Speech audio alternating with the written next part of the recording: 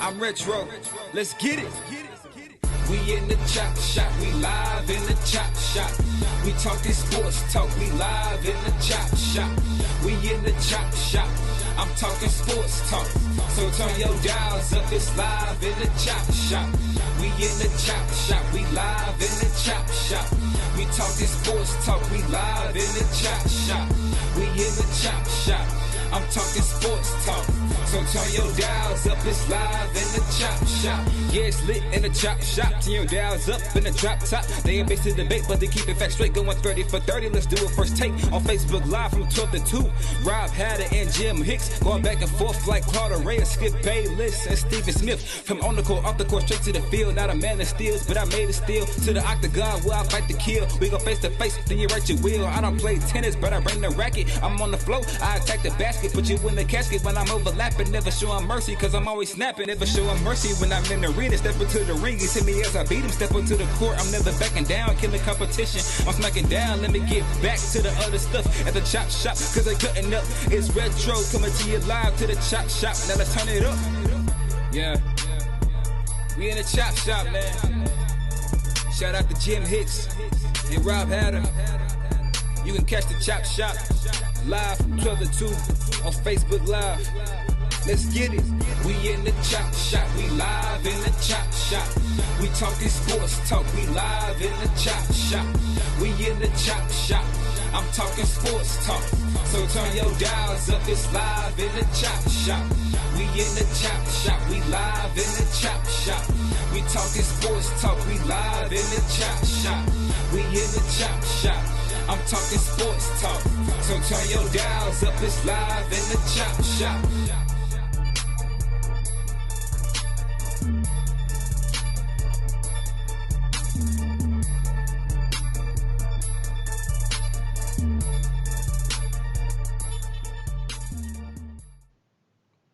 H-Town, what's up?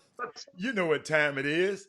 It's time for the best 120 minutes of your day.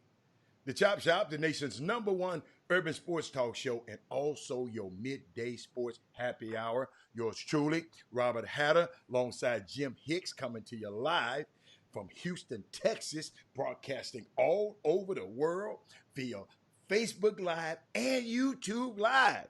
Jimmy is on and cracking his Women Rock Wednesday today. Ashley Jones, Tyandra Holmes, Miss Phyllis Whaley has already signed on. You know, I got to wait till the women get on because I got Jimmy. Jimmy, we've been neglecting the women topic, so I got to talk of Jimmy that we had the WNBA draft this weekend, Jimmy, and we had a couple of highlights in it, but you know, before I start anything, y'all know how I want to do. I want to thank everybody that's on the front line. Everybody that's on the front line doing your job and going beyond the call of duty. Jimmy, I got some stories that people are going beyond the call of duty. But we have to do our part to help y'all. The people that's we're going to do our part. Thank you so much from the bottom of my heart, you know. And Jimmy, Jimmy, you know what? I saw something the other day. I owe Jurassic Park. You familiar with Jurassic Park, right? You familiar with it? Okay. I owe the franchise an apology. Okay? Because I love the franchise, but I was critical of the franchise. You know, it is in fact, because I'm telling you, I criticize them. It's very realistic that the rich would reopen a park in spite of consistently resulting in mass deaths. I hope you understand what I'm talking about right now. Did you hear what I said? Okay. Jurassic Park, you know, they kept opening park back up, and knowing people kept getting killed, now we got a government that's opening up stuff. I was trying to let y'all use your mind a little bit. Now we got a government that's opening back up in spite of people. I posted something last night. I said, black people, don't go in the mall this weekend. Because you might be in a coffin in 2 weeks. Don't do that. But Jimmy, the draft is tomorrow. The NFL draft is tomorrow. The Bengals, and I already told Joe Burrow he's the number one pick. My homeboy Gronk is back with Tom Brady, and he's back with Tom Brady. That's gonna be a great. I mean, think about that. And y'all, guess what they've been showing on TV last night, Mindy? Hey, Mindy Collins. Uh, guess what they were showing last night? And had a commentator, and they had what's your girl, Sanaa Lathan. She was on her Twitter going, "Loving basketball, Jimmy." Great story. Tamika O'Neal is on that. Hey, you know I'm calling out all women. Tamika O'Neal. Until I get my top 5 women, men, the gentlemen, you'll have to wait. But Jimmy, I thought that. What are y'all thoughts? Everybody, Daryl Barnes, Michael Smith. What are y'all thoughts on Loving Basketball? That's a movie. If I'm clicking the channel, Jimmy, I always want to watch it. I have to watch it. And I'm gonna tell y'all, don't y'all tell nobody. But Jimmy, it's another movie. If I click, just click the channel and I see it and I stop. Notebook. It ain't no black people in it, and I like that movie. I can't help it, Jimmy, because I'm a romanticist at heart. So guess what? I like Notebook. This Women Rock Wednesday. But Jimmy, I want to talk because we got a special guest coming on. If you want to come on now, but we got 2 more. The starting 5 of females is solidified. Okay, Cynthia McGilly. See, I missed Cynthia Guillory. And Cynthia both came in at the same time. Cynthia and who? Anissa and Cynthia. Anissa, I didn't see Anissa. I'm sorry, I didn't see you. Photo finish. So they both get that. They photo finish. They both get the 5th spot. Okay, all right. Well, we good now. Hey, Jimmy, let's talk a little bit because I saw some about the WNBA. I know before the guests come on, I saw some. They said it was a headline that said, "Will sports fans starve for fresh content?" Right? ESPN made a hit with The Last Dance, but the WNBA draft, Jimmy, was the second most watched draft in the league history this year. They had 400. I even watched it. Well, I didn't watch, but the tribute to. I watched only the tribute to the Kobe, Kobe's daughter, and they put them honorary members in the WNBA draft, and the other 2 young ladies in the that were in the plane crash, and the first pick. I saw the first pick, Jimmy, but in that thing, I hope Trey Phillips are on the line, and Cynthia Guillory. Who was the young lady that had all of those people in her house? She wasn't practicing social distancing, Jimmy. There was one young lady they showed. She had too many people in the house. So I just wanted to just shout out women's basketball is coming. It's got an upward spiral. They're giving them more money. Now we just got to start supporting it and watching it a little bit. So I just wanted to, and it was because Anissa said it was because of Kobe Bryant. Well, that's good. That's a great job. What else you got, Jim? Well, I mean, speaking of the WNBA draft, and as expected, which is no secret, as the number 1 pick, the young lady from Oregon, Sabrina Oneksu, whatever y'all call it. I'm gonna chop the name up. You guys know that already.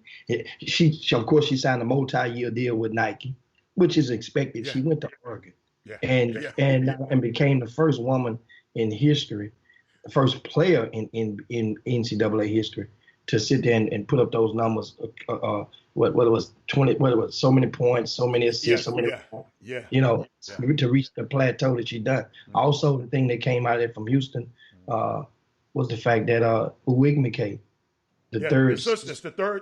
What's that third sister? The third one. She's the first of 3 siblings to play in the WNBA, and I think she's going to Minnesota. She got drafted. Whoever drafted her, I think they traded her on the same night, and she's in Minnesota. And so I mean, the thing is like this. That was the most watched WNBA draft in 16 years. So what does that mean? Well, think about it like Cynthia said people was at home. Yeah, well, people was at home. That's obviously that's for all this stuff. It's like this week on tomorrow, the NFL draft is expected to be the most watched NFL draft in history. Why? Because people are at home. Meanwhile, the NBA will be watching because that means they have a chance to modify all and tweak all, everything. They're gonna take a piece from the NBA, NFL draft, take a piece from what they saw. The WNBA was a home run according to the bell curve of WNBA standards. You talking about the NBA draft? You can rest assured that they probably they're gonna pull out all bells and whistles and maximize the content and the digital footprints of their brand when they roll this thing out. Because think about it, it's going to go now. Everybody's going to have to watch the NBA draft digitally. The NBA, unlike the WNBA, they're international. Yeah. So that means people are going to be up at 3, 4 in the morning watching it in other countries. Seriously. And they're going to take advantage of that. They're going to maximize. I'm telling you, the NFL or the NBA? The NBA. Oh, yeah. You can rest assured because it's going to be maximized. You know why? Because every other country that has a basketball professional league will have at least one candidate for being drafted. Think about it. People in Australia, it makes them look good. They're going to want to see where R.J. Hampton and Melo Ball get drafted at. You see?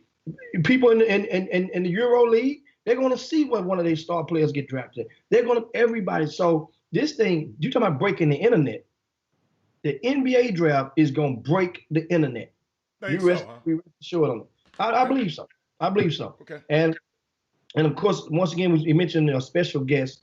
We are expecting to be joined shortly by a former NBA player who has one of the most touching stories that you can ever imagine for the grown man as far as the rigors of the road that he's traveled. He's joined us on the Chop Shop before. I don't want to give you guys and spill the beans on his story, but I'm gonna tell you, it's much needed, especially women on the Women Rock Win. This is for him to have no shame in his game and own his story, and it helps him. He's a motivational speaker around the country. He works and has a position. He's the wellness counselor with the NBPA. And also he's involved. You remember a couple of years ago when the NBPA devised the HBCU top 100 camp or something like that? It was a camp for only players that played at HBCUs. Mm-hmm. This man was involved in spearheading that project. And he did not attend an HBCU. Did not attend one. And so he's made his way, and that thing helped a lot of people because what it does is it was only for 100 players. I think we had somebody from TSU that they got invited a couple of years ago when they did it. But this is a lot of the things that he does. And remember, we had the Hurricane Harvey. That was when he came on the Chop Shop. Was it Hurricane? When was Hurricane? What year was Hurricane Harvey? I don't know. Dude, I just live, Jimmy. I just love this day to day. Huh? He came down to Houston, remember, at TSU and set up a shop and donated pallets of stuff to our community. Who did that? The Players Association and Kenyon Doolin. Okay. He spearheaded the project. Okay. And that gave him a hell of a stripe on his sleeve. We'll talk about that and let him explain that detail. So you mean about doing stuff in the community and talking that talk? This young man is talking that talk and getting it in. And once again, we're expecting him shortly. Meanwhile, you mentioned earlier about the COVID-19 update, guys. If you're in the greater Houston area, there's expected to be a press conference today, this afternoon, shortly after we get off the air, whereas they are the county leaders, political leaders are expected to announce that mandate a face covering of sort whenever you're in public for anyone over 10 years old. That's expected to be really, I don't know what time it's going to go into effect, but it will go into effect expected to go into effect within 24 hours. That means if you're in public, unless you're drinking, eating, or exercising, there's expected to be a mandated either something covering your face. It don't have to be, everybody can't get a mask. but they, you can go and make a mask, get a T-shirt, whatever they call it. So now also, how did you see yesterday? It really became prevalent to me. I didn't realize that the mayor of Houston and the governor of Texas is kind of beefing a little bit. It's all over the country. The mayor, Keisha Bottoms, in Atlanta is beefing with the governor of Georgia. So yes, it's all over the country. It's all over the country right now. Beefing. And and then when you pull up the mat and look up under the mat, you see the beefing comes from political partisan lines. Oh yeah, come on. That's why I don't put too much into it. Wow.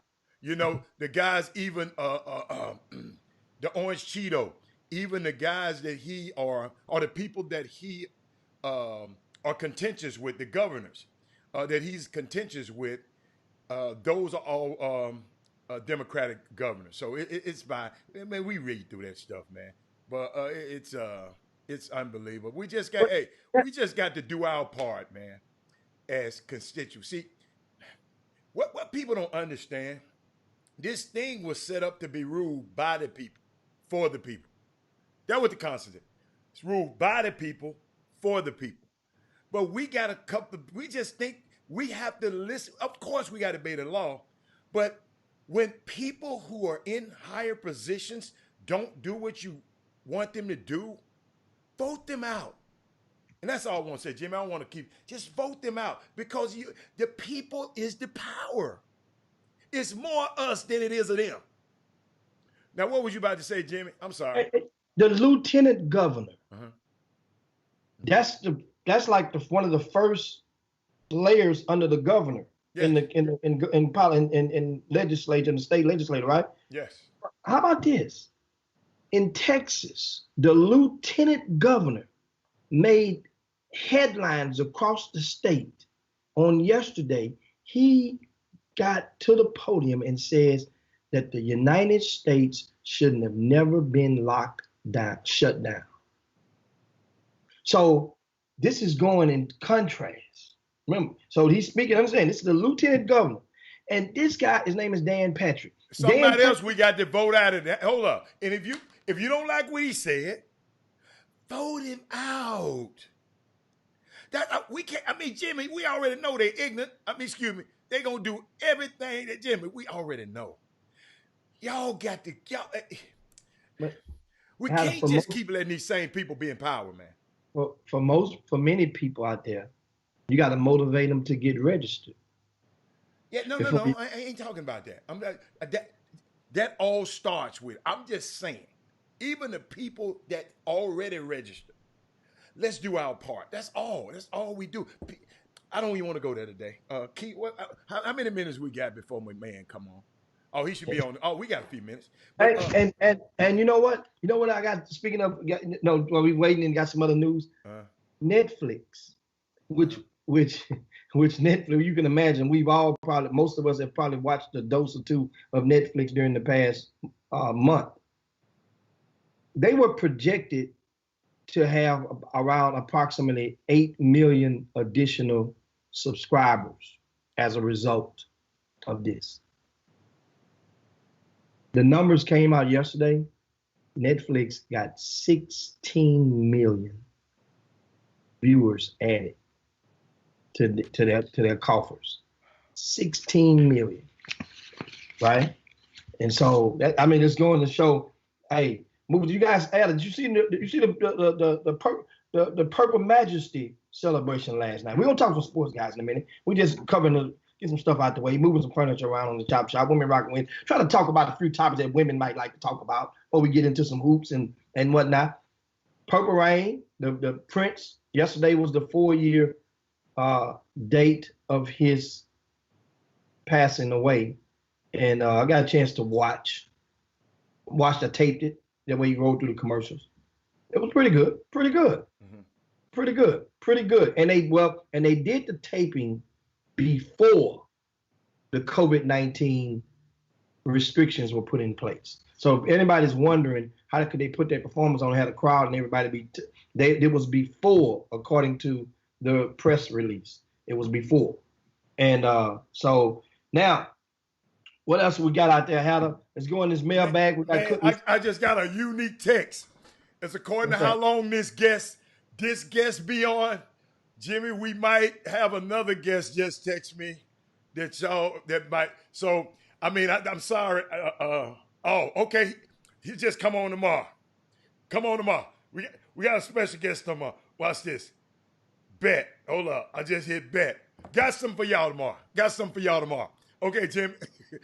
Now, the NFL draft starts tomorrow, and one of the things I learned was that do you guys know that currently right now it's no secret that of active NFL players, Allen High School has the most in the NFL. Allen High School, that's the home of Kyler Murray. You guys, Allen High School is the national statewide powerhouse. If you've never seen that school before, Google it. They have their own streets that run through the campus. Oh my goodness. They have streets with street signs that are named that run through the campus. That's how large that school is. And of course, it's not the largest in the country, but it's definitely for its acreage.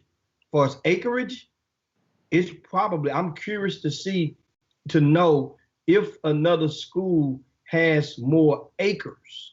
Now, we've learned that there's a couple of them that have more students, but more acres of land than Allen High School. And how about this? Remember, so Allen is the most in Texas for active NBA players. After this weekend's NFL draft, guess which school is expected to surpass Allen High School? After what? Well, after this weekend's NFL draft. Okay. Elkins High School. Okay. Which currently have 4 in the NFL. Okay. They are expected to get 4 players drafted this weekend. 3 in a possible. 3 in a possible. Mm-hmm. 2 in the first round. 2 in the first round? Yeah, 2 in the first round, Hal. So Elkins High School. It ain't but 32. Who are those 2? For the first round, don't worry about it. I got to look those guys up. Okay. But Blacklock and Murray are their last names. Mm-hmm.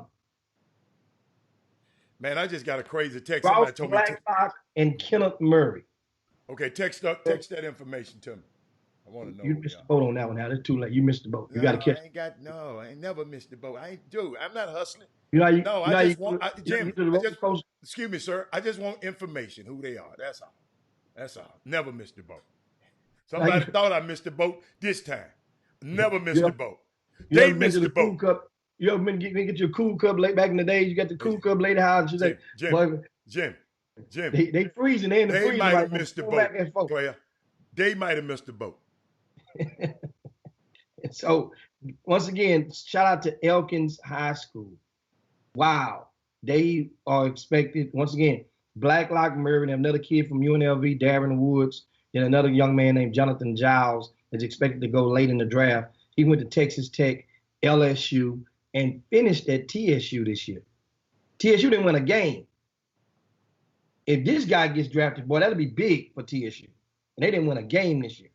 So I wanted to get that in to you guys. And how did you guys like the Kendrick Perkins interview on yesterday? Oh, thank you, Kendrick Perkins. Yeah, I forgot. Thank you, big fella. If you're watching, man, I appreciate you. That was one of the most unique, and it was fun just sitting there, just communicating life with you, man.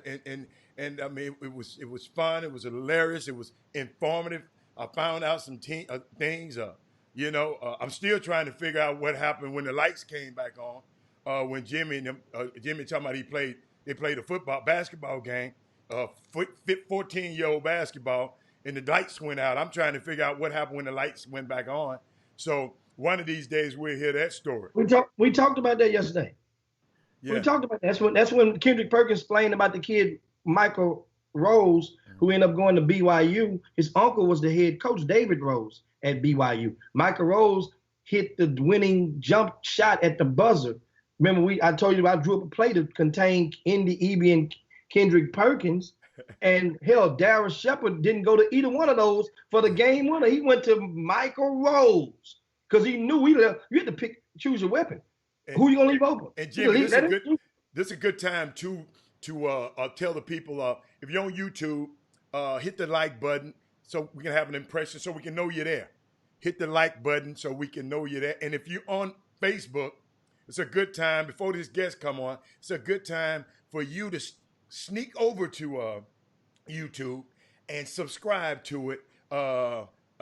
Just subscribe to it so you can get notifications if something happened on Facebook and you were not able to be there. We have, I told you, we give you double for your trouble. So you'll be able to be informed on the YouTube page. It's a unique way. Jimmy, I will go back and watch it. Even some Kerry Holmes said he went back and watched it again last night. It was, and matter of fact, Jimmy, we got some people editing that show yesterday. So we're going to take out little sound bites and share to people on social media. So, it's just some fun things. Thank Jimmy. A shout out to you for getting Kendrick to come on and we just had a great time, man. Great time.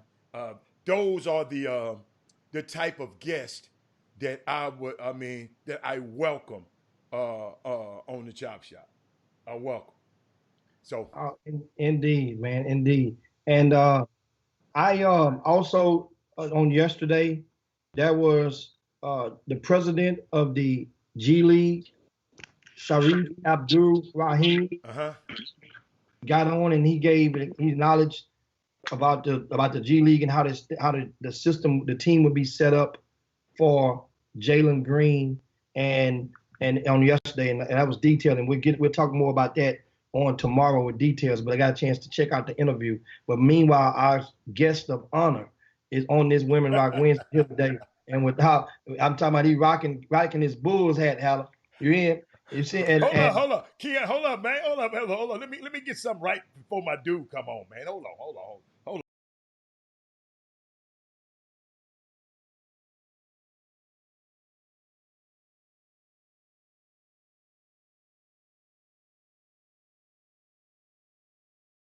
All the way from Florida. My man, hey man, Keon Dooling, guys, former NBA player and University of Missouri star, and who's doing a lot in various communities, and as well as holding and fully fulfilling the duties and responsibilities of his title with the National Basketball Players Association as a wellness counselor.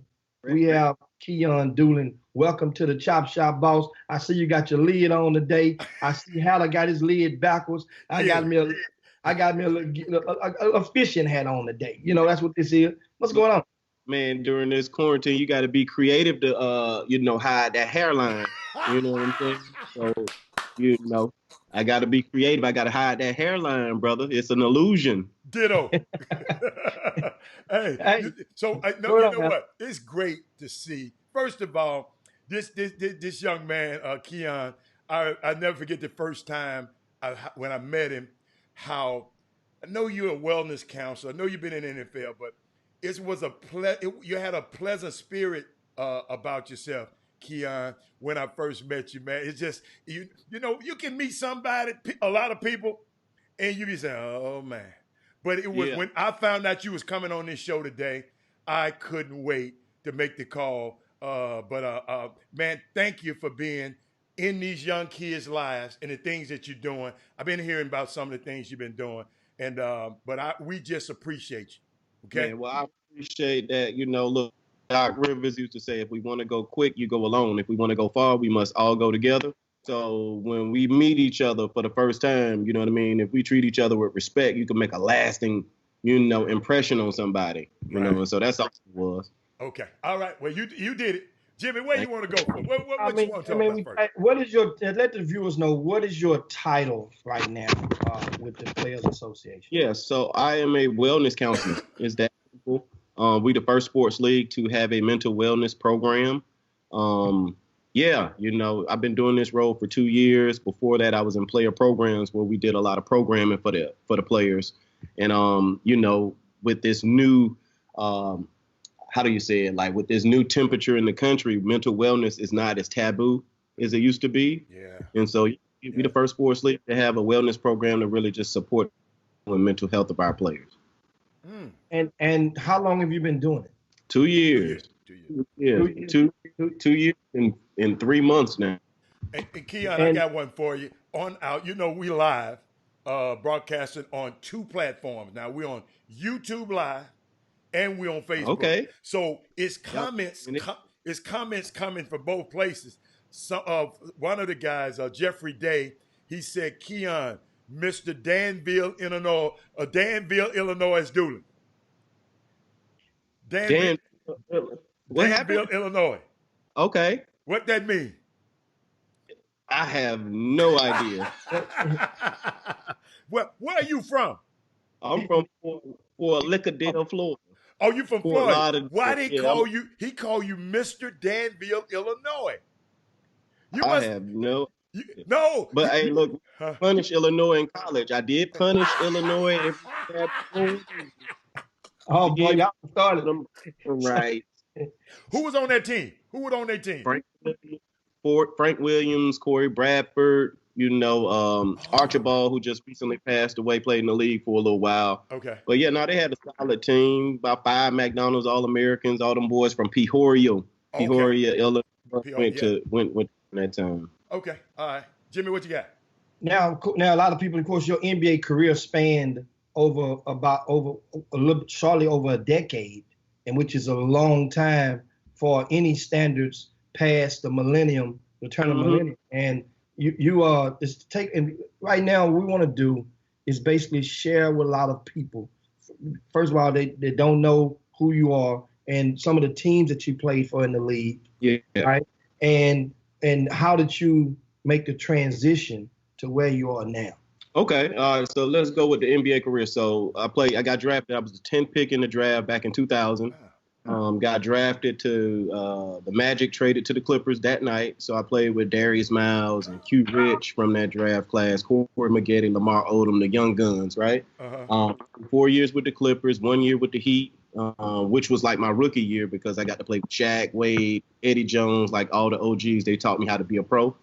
Then I got my biggest contract with the Orlando Magic. I signed a 3-year deal with them. Then I went to New Jersey for 2 years. Then I went to Milwaukee for a year. I finished up with the Celtics. So I played in I actually came back out of retirement and played for the Grizzlies as well on their playoff run. So I played for 7 different teams in 13 seasons, 12 different head coaches. Wow. 13 teams, 12 head coaches. Now, and now, how did you make the transition? What made you, inspired you to go and continue being around the league with the Players Association? Yeah, it was, I had to be creative. Also, I was always a union man when I was in the game. I was first president of our executive committee. The negotiating process and learn about the CBA and understand, how important the union is into, not only protecting our game, but growing our game.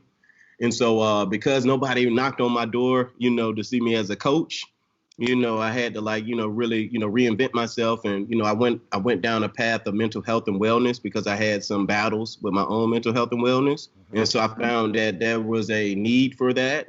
I thought it was a negative stigma at the time when I first came out about my battle with PTSD. And so I wanted to make a difference. I wanted to be close to the game. And the Players Association gave me that opportunity. I got a question off the Facebook feed from Mindy Collins, the mother of one of our top players in this city. And she just said, Mr. Dooling, does Mr. Dooling assist the mental health of current and retired players as well as players who have played in the NBA?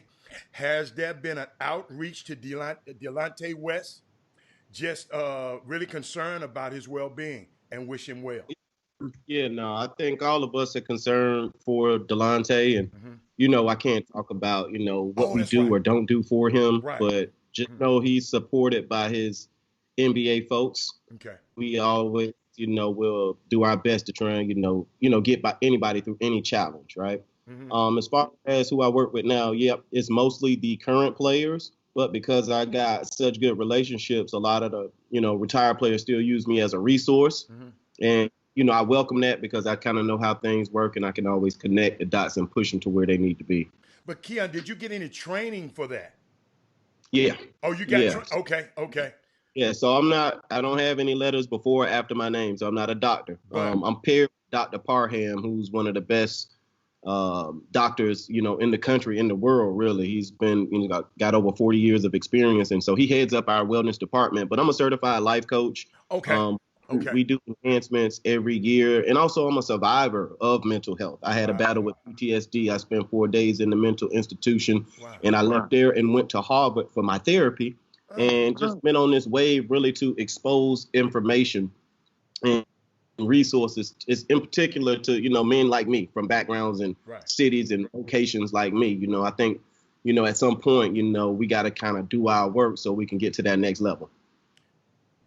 And speaking of your story, Kim mentioned, say, that's a bad man. I met him at the NBPA Top 100 camp, and he blessed the parents with his amazing story, which you just gave us a snippet of your story with the battle with mental health. But do you care to go elaborate a little deeper and give us some of the encompass, what was part of your story which makes it so gravitating? Oh, okay. So I was at the height of my basketball career, going into my 13th season with the Boston Celtics. It was like my favorite team ever. Doc Rivers, KG, Rondo, all my guys, right?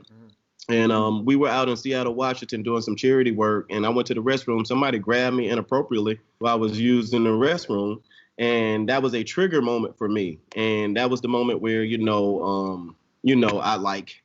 I basically had a breakdown. All these memories and flashbacks were popping into my mind from, my childhood and things like that. And, the more the memories would pop out, the more I would try and push them down. And that ultimately made it manifest into PTSD, which I didn't know I was a candidate for it or anything like that. So I decided to try and run away from it instead of dealing with it. So I retired. I called the Boston Celtics and said, hey, I just can't hoop. I can't hoop like this, right? I don't know what's going on with me, but something's going on with me.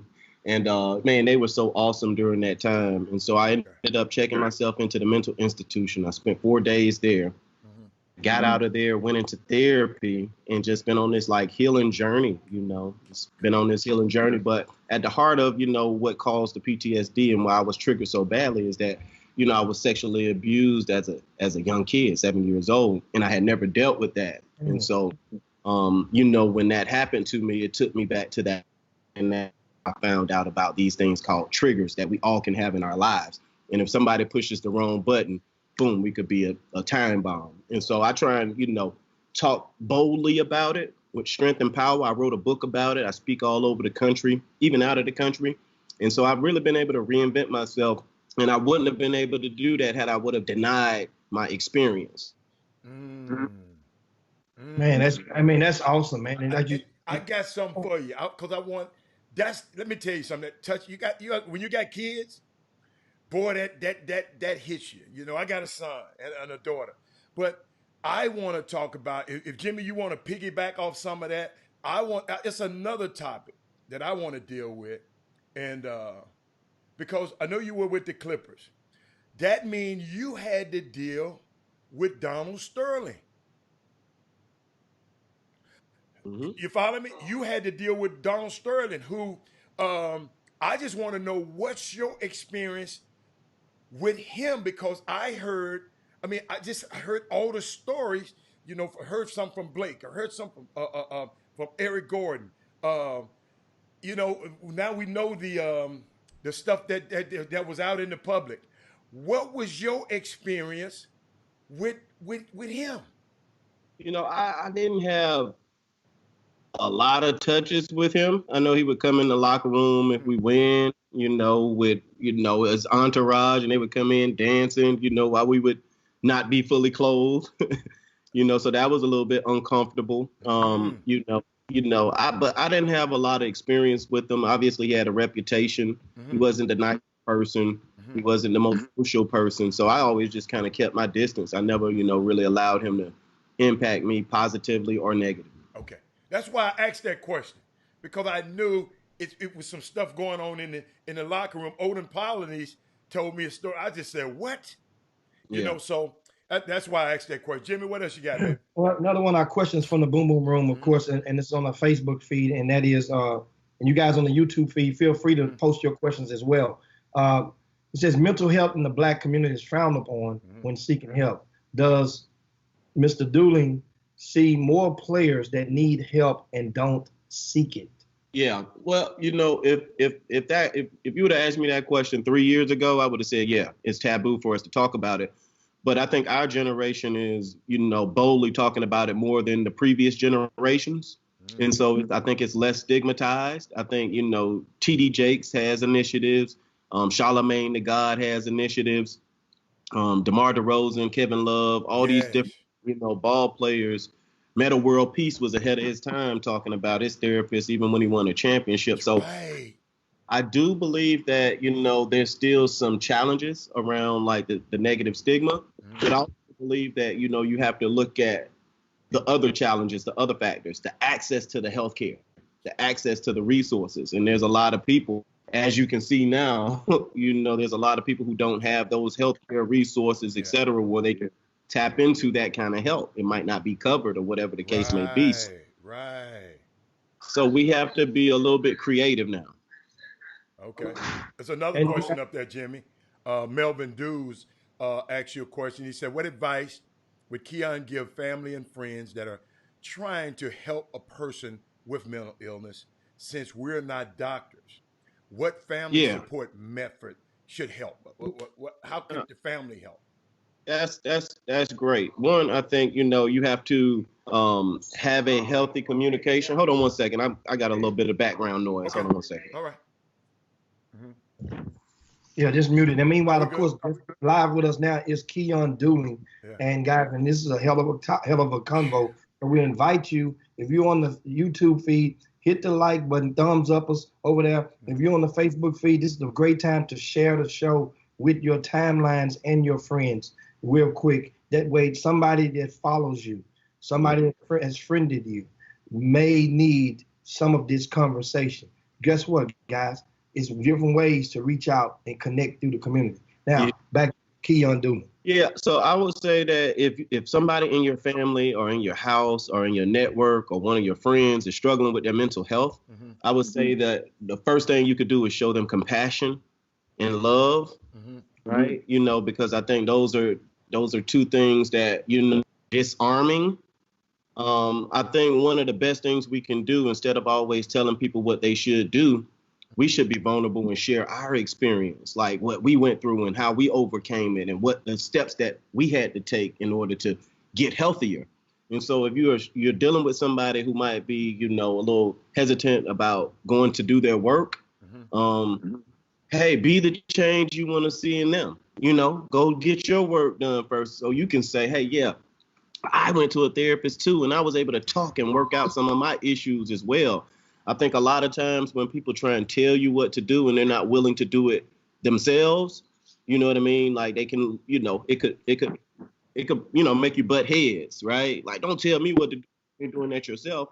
So I would say that if you're somebody who's trying to get somebody to go to therapy, one, be compassionate, be loving, be caring, but also be honest. Okay. You know, and honesty, I think, is something that is very important. You can tell them, hey, I see that you're a little bit heightened. I see that you're dealing with some anger issues. Like, dude, you got to do your work because there's something beneath there that's making you act out like that. What up, KJ? That's awesome. Wow. So now the aspect you were speaking right now, just if you just tuned in, guys, Keon Dooling was talking about how can families interact and help with the process once a person has been identified as needing mental health. And so I want to dig a little deeper with that. And that is, a lot of people don't have, for those out there who don't have the economical infrastructure, go and they don't have insurance. Yeah, well, you know, insurance or the cash reserves, or the, you know, the means to go and for a therapist. Yeah. What kind of advice would you have for those people? Because A lot of people say, man, I can't afford that stuff. Yeah. You know, and what do? Yeah, no, I understand, and that's a reality. However, there are a lot of, local resources that, you can tap into. You just have to look and you have to seek and find them. I know I'm a part of this one foundation called the Blanton Peel Institute, and they do counseling, very affordable counseling services all throughout the New York area. But also there's men's groups, you know what I mean? There's a whole bunch of ways that you can connect. There's life coaches out there.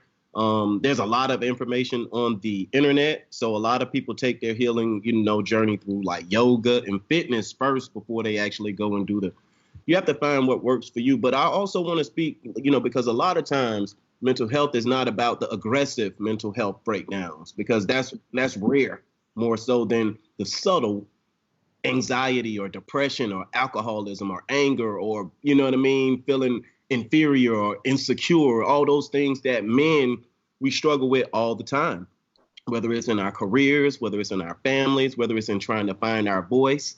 A lot of times we've been told to shut up, be quiet. What happens in this house stays in this house. And so there's a lot of men who their voice is like angry because they don't know how to, communicate those what they're trying to say. And I think therapy teaches you how to deliver your message, in a way that people can receive it. I think therapy is a mirror to yourself because, you know what I mean? It will bring out some of your flaws that you have in your personality, but it'll also bring out some generational flaws that might need to be shifted on your watch that might not apply for this next generation, some things to get right. So I just think therapy is the gateway for healing. Obviously, my faith is strong and it started with my faith, but too many people of faith have a negative connotation about mental health, but they'll go see their doctor and they'll be on all kind of pills if they have diabetes or, you know what I mean? If you need a tooth replaced, you're going to go, get that root canal, but when it comes to mental health, I think, we cop out a little bit and say, oh, well, God will just do it for us. No, God will give you the resources and the strength to be able to go get your healing. Preach, Paul. Preach. I mean, and so now, shout out to Snoop Johnson, man. One of the college coaches just got on there. Many college coaches watch the Chop Shop every day, and they're on there watching right now. Now, with the amateur student athletes that are incoming, because you interact with a lot of the amateurs as well with your dealings with the NBPA Top 100 camp. Yes, sir. And first you speak to those and you meet a lot of those parents. Those are pretty much your magna cum laude of the student athletes around the country. How are you received by them and amongst those who probably think, many guys thinking, well, ain't nothing wrong with me, I'm good. But how are your words received from those amateurs? Yeah, man, I'm really respected and appreciated around the basketball culture, in particular from the hoopers and the people like yourselves and things like that. Some people think I'm a little bit too headstrong, right? Or whatever the case may be, but we hear that all the time. But listen, I'm vulnerable with those youngsters because I want them to be better than us. I respect them. I appreciate them. But also I want to leave like a roadmap so that they don't have to go through some of the same challenges. I want them to access the resources while they're in school, while they have these infrastructures, because it becomes more difficult once you're out of that basketball space, So I just, I'm really received well from the youth. And I've been speaking at colleges. I spoke at the University of Tennessee a couple weeks, before this quarantine. I've been speaking all over. But I want to do that more often, and it's a little bit difficult to navigate because a lot of college coaches, just don't get it. How? What do you mean they don't get it? Well, they bring in speakers who players necessarily don't resonate with all the time. I think they have to be a little bit more diverse in the people who they allow in front of their students to speak, because it's not always about the message. A lot of times it's the messenger and who can pierce, their hearts and their spirits, right? Wow. Who has that credibility, and who has gone places that they want to go. It gives you a little bit more credibility. So, I'm hopeful that more athletes will start getting in the speaking space. I have about 5 under my umbrella who I'm trying to develop and cultivate and give opportunities to. But I just believe that our students really, they need to hear our voices. They need to hear from the big homies. And speaking of going places that you've never been before, Man, I saw something that blew me away. You were on the Red Talk with, that's what I want to go there. So you've been somewhere. You on the Red Talk with Jada Pinkett, her mother, and what was that experience like? Because those ladies are healing a lot of people in this nation, man. Yeah, they're doing some work. Yeah, the first thing I thought when I went to the house, it was like, Oh, you I went was to the like, house? oh yeah, we was at the crib, dog. We was at the compound, right? Hey, man, put your head on all them cuckabugs on your head. Yeah, man. But I was like, all right, well, where's the seat that Will sit in? Because I want to. Where's the cup that Will? What the waters Will drink? Oh, this what he drank, Perrier. Okay, let me get one of them Will waters, right? No, it was great, man. Jada was so disarming, and her mom is so sweet, and they have this platform and this experience that they're willing to share. Uh-huh. And, man, I'm proud of the work they're doing, and I'm so thankful that they shared that platform, with me and my wife, Natasha. Oh, your wife went with you? Oh, yeah, Boss Lady got to be about. Hey, you know what I love what you just said, right? We had Kendrick Perkins on the show yesterday. So Perkins, he was in the office, in his wife's office for some reason. She came in there. He said, oh. She didn't say nothing. He just got up and walked out. He said, man, I got to get out of here. This is my wife's office. I got to get out. I mean, I said, that's amazing to me. And I love how y'all give reverence to your wives and understand who runs that house. I love that. Huh? Man, it's all about collaborating. Uh-huh. It's all about growing together. Right. You know what I mean? It's all about, finding your communication language. Yeah. So that when there's an impasse or a problem, you don't get stuck there. You can navigate through it. It's all about the tone in your voice and your body language and how calm you could be. Therapy, that's one of the things I've really learned in therapy as well, is how to engage with my babe. You know what I mean? Right. Not from a statistical way or a belligerent way or a dominant way, but be strong in my vulnerability, and giving her a space. Wow. I love it. What you got, Jimmy? Well, I mean, we got a couple more questions on here. And also, Melvin says many of our grassroots players have mental illness and home issues that provoke them to act out. What signs should various grassroots organizations look for in kids, and how did the game of basketball help Keon through his struggles, if at all? So basically, he's asking you to give some people, because a lot of people, if we don't, me personally, I remember it was a TV show used to come on back in the days. It was called The Monsters. And the key character was Herman Munster. Herman Munster looked like Big Frankenstein, right? But to the rest of the family, Herman Munster was normal. Yeah. That was one of the themes. He would walk through the door in his head. And people would get scared of, but he was normal to them within his household.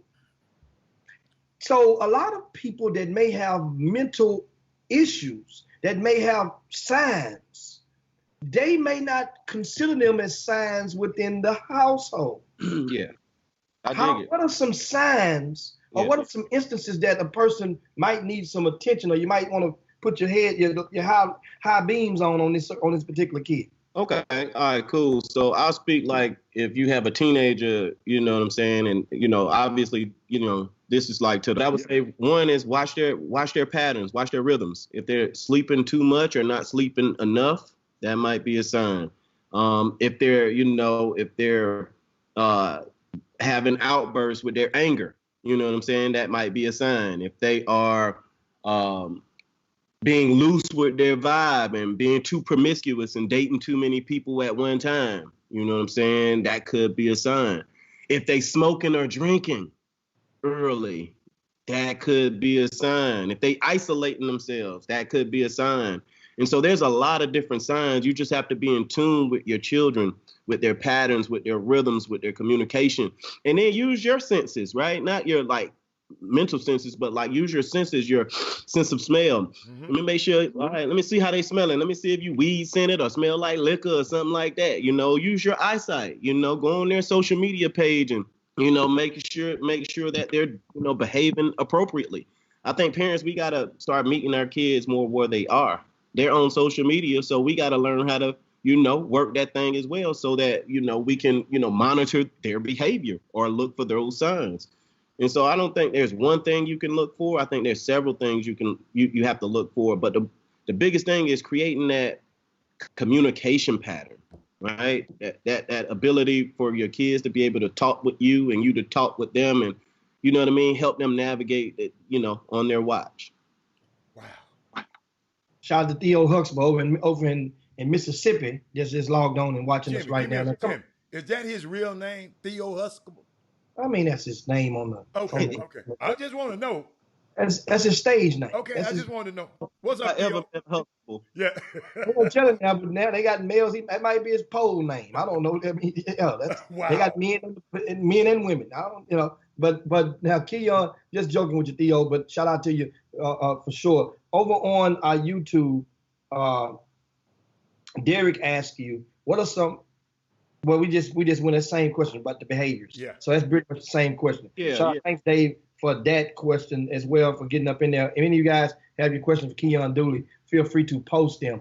And they're crazy. We're reading a lot of the comments. They're commenting in real time. I got a question for Keon. What part of the country you live in now? What city you in? What's your I'm in California right now. Look at you. You okay? Quit your. Hey, so you can't see our background. We on some island. We on the Catalina Islands out here, me and Jimmy. Yeah, oh yeah. Oh yeah. Oh yeah. I'm gonna send you the picture of it. No. Send me the picture of the setup. But no, I live in California now, man. When I retire from the game, I needed like 48 states in between me and where I grew up, right? And that was, a lot of people, don't like it when I say that from the crib, but I love the crib. I love being from Fort Lauderdale, Florida. But because I went through so much emotionally, mentally, I could not be in everybody's space, so I had to come and find my happy place. And California is, kind of that place where I found my peace of mind, my happiness, and I was able to reinvent myself and train. I ain't mad at you. I mean, that's the great thing. And what you're doing now, coming up, you went to University of Missouri, right? You start there. So speaking of, that wasn't quite 48 states over, but you skipped over a lot of schools to go to Missouri. How did that transpire? And tell us about your time in college, your college, experience. Well, I was. Missouri did two things in the recruiting game that I think separated them. One, they recruited me and my best friend, Tootie Clarence Gilbert, together. We were high school teammates, middle school teammates, AAU teammates, and they were the only school that offered. We was a package. I like that. So, who was the primary and who was the secondary? Come on, Jimmy. Well, you know what? Like I would just say we was a compilation. Earlier, and he was ranked way ahead of me, but like going into my senior year, my senior year, I kind of came on the scene. So we both had some, we was the real deal, and so because they recruited us together, and because I had an opportunity to start, that was the place that I chose. Believe it or not, there was a lot of schools who didn't recruit me. There were a lot of schools. I remember I reached out to Georgia Tech and asked them to recruit me. And, it was just a lot of schools. Billy Donovan down at the University of Florida, Ted Dupay signed with them. So they took Ted over, you know what I mean? So it was a whole bunch of, it just wasn't that many opportunities as you would think. But I had about 20 offers, but I'm talking about like those marquee programs. Yeah. They didn't really recruit me. That's all right. As far as my time in Missouri, man, I took a lot of anger into college. I took a lot of anger. The day before we went to college, we got like kicked out of the mall and had an incident with the police. And you know what I mean? It was just a real unfair experience that I like took with me to school. So, you know what I mean? I wasn't as social my first year, and it was really my teammates who disarmed me. They was like, all right, Keon, look, you ain't coming. We coming to hang with you tonight. So they came to Lose, which is the brother club. Okay. They came to Lose. And they hung out with me, and then, I started hanging out with them. They took me sledding. These boys is from the Midwest, so man, when that snow hit the ground, they, put the sled on the pickup trucks, man. We were doing all kind of stuff. And so I would say that, man, my college teammates really disarmed me and helped me heal. Yeah, I was in college. So you're saying you had an Allen Iverson type experience in high school. You remember Allen? Yeah. They had that. It wasn't, no, I want to magnify it to that height. Allen, them, they went to jail. Oh, okay. It was all. Okay. But no, just they said we were in Dillard's shopping, and they just started following us, and we was just like, man, what y'all following us for? So they kicked us out of the store. As we get out the store, they just kind of roughed us up a little bit. But it was a bitter, because Allen said that left a bitter, that situation left a bitter. He was a little bitter after that when he was young. That's why I kind of paralleled a little bit, but it wasn't as severe as he. No. Okay. Severe, but still, it had an impact though. Yeah, it did. That's good. What you got, Jim? Oh man, Trey Phillips asked, what do you key on? What do you think on the use of marijuana for NBA players? Should it be? Yeah, I'm pro cannabis. California. Man, you're pro cannabis. Yeah. Yeah, I'm pro cannabis. I mean, look, I got to be all the way authentic and real. Right. I like that. I'm pro cannabis, and I have my own CBD brand. It's called Crafted Organics. I take CBD every day, but I believe that plant is powerful. I believe it has a lot of healing properties. Oh, okay. It's been very useful in my life. I don't take prescription drugs or anything like that, because all the side effects when I was coming back with my battle with mental health, I would get them from the meds that they would have me on. Really? So it was only cannabis that, really, helped me with all my conditions more so than anything. That's awesome.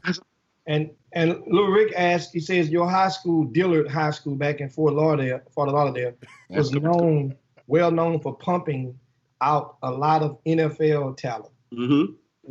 Why do you feel not as many NBA players? Good question. I mean, yeah, I think we are a hotbed for talent in football. South Florida is, it's almost like football is a religion down there. Basketball started to come around like in the mid to late 90s. But I don't know why it's not a lot of NBA players from, it's only a few NBA players from Fort Lauderdale, period. I think it's myself, Brandon Knight. Then you have to go back to like Mitch Richmond and Eddie Jones, you know what I'm saying? It's not a lot of players from Broward County that made it to the NBA. So select company. And they're pumping the questions out. They're coming left and right. I got time, big homie, boy. Hey, look, big homie, the way you treated me when I came down to Houston, boy. Yeah. And you took me out to restaurants and you just showed me a great time, bro. Anything you need, you my guy. Wow. But that's how it goes. And speaking of Houston, you came a couple of years ago and spearheaded a project which gave away a lot of relief items to the community. I think that was after, Hurricane Harvey. Mm-hmm. And tell us what about that project and what other cities have you spearheaded projects of such in your work with the Players Association? Yeah, so that event in particular was with the Game Time Foundation. And man, we just partnered with them and we took about, it had to be at least $50,000 worth of goods, non-perishable goods, foods, feminine hygiene products, etc. But it was just, it was just a giving moment. I think when you're blessed and you have platforms and resources, you want to give back. And so we've done that. We've done probably about 15 big assists. And yeah, we want to keep doing them, but it's tough times right now. And Keon, you made me think about something. People who need help now, and with this social distancing, I call it physically distancing yourself, because I want you to always stay socially connected. So I call it physically distancing. With this physical distancing, how does a person get help? What, like video, like we doing now, through Skype or through Zoom? How do people? Because those people still need help in this pandemic.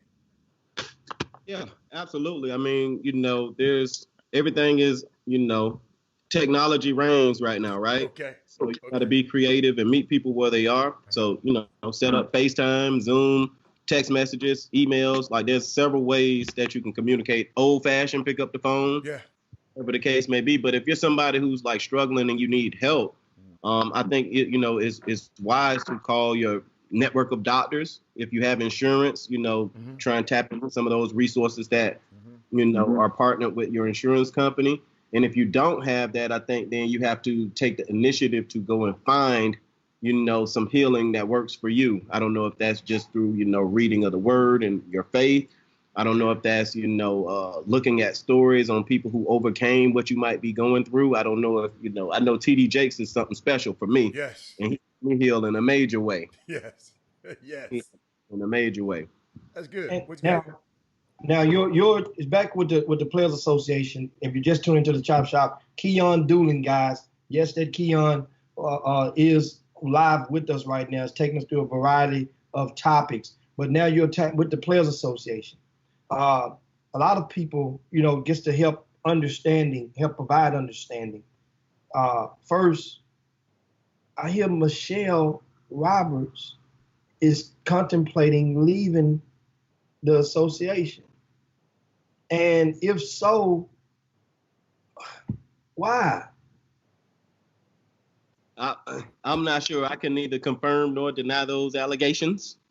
But I will say this about Boss Lady Michelle. Sis is bad. She's not bad meaning bad, but good. She's special.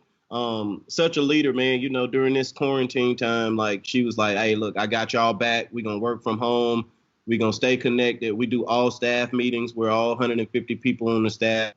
And she's just a great leader. Whatever she decides to do, because I know it's a taxing job. It's big time commitment.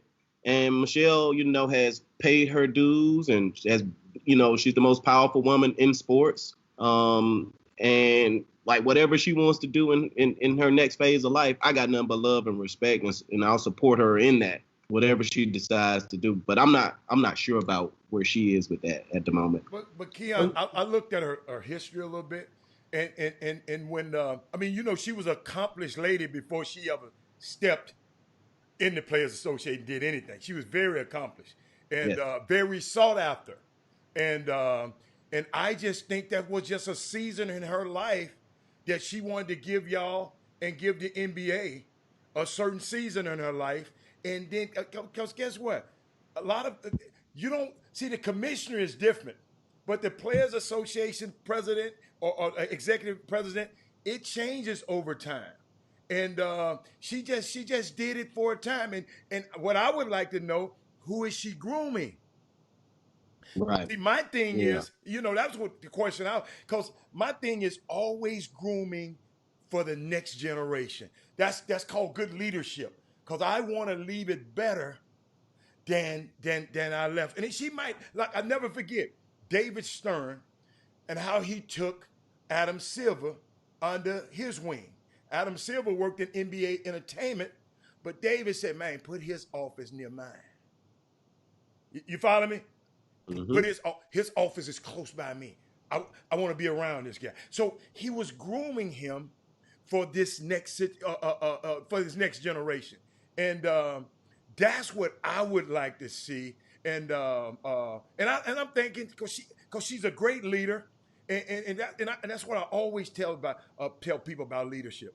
Leadership is not about how many followers you got. Leadership is how you make other leaders. If you making other leaders, you're a great leader.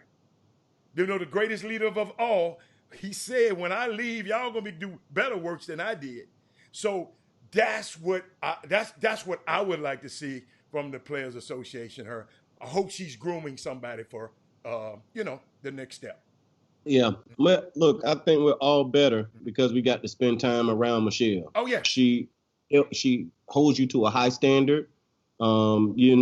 She straight up and down, don't play no games, but she's a real one, right? And I love her, I respect her, I appreciate her. Mm-hmm. And whatever she does, in this phase or the next phase of her life, she always got an ally and a friend over here. I got another woman. It's Women Rock Wednesday. I'm glad we talked about Michelle. I'm glad you talked about how great. Got another woman that works with y'all, Krista Chin. Could Oh, you yeah. explain to the people how valuable, the mamas and the daddies, how valuable that I talked about her for about 30 minutes one day on the show, and I know a lot of people talking, I don't know her. Could you explain her value? Yeah, I mean, it's like, I don't know, man. You know, it's like these people who, like the movie Usual Suspects, like Kaiser Sose. Yeah. It was like they didn't know who he was, or they didn't know, like, it was just this aura about him, right? But behind the scenes, he was a, powerful dude, right? Right. Man, Chris is so connected with all of us, man. Since we were young, man. Like, since we were young. She's a special woman. I'm so glad we got her. She's probably one of the most impactful people around the game of basketball. I mean, just talk about pure compassion, love, respect, thoughtfulness, but man, she's so talented. Wow, yes. She's so talented at what she does. And I'm just thankful that I get under her, work around her, because Krista is a strong woman. I'm going to bring her. I got a Women Rock Wednesday just earmarked for her. So I can't wait. But I just wanted you to share that with them because, it sounds different coming from other ears. And I appreciate that. What you got, Jimmy? Now, of course, speaking of the Players Association. Are you there?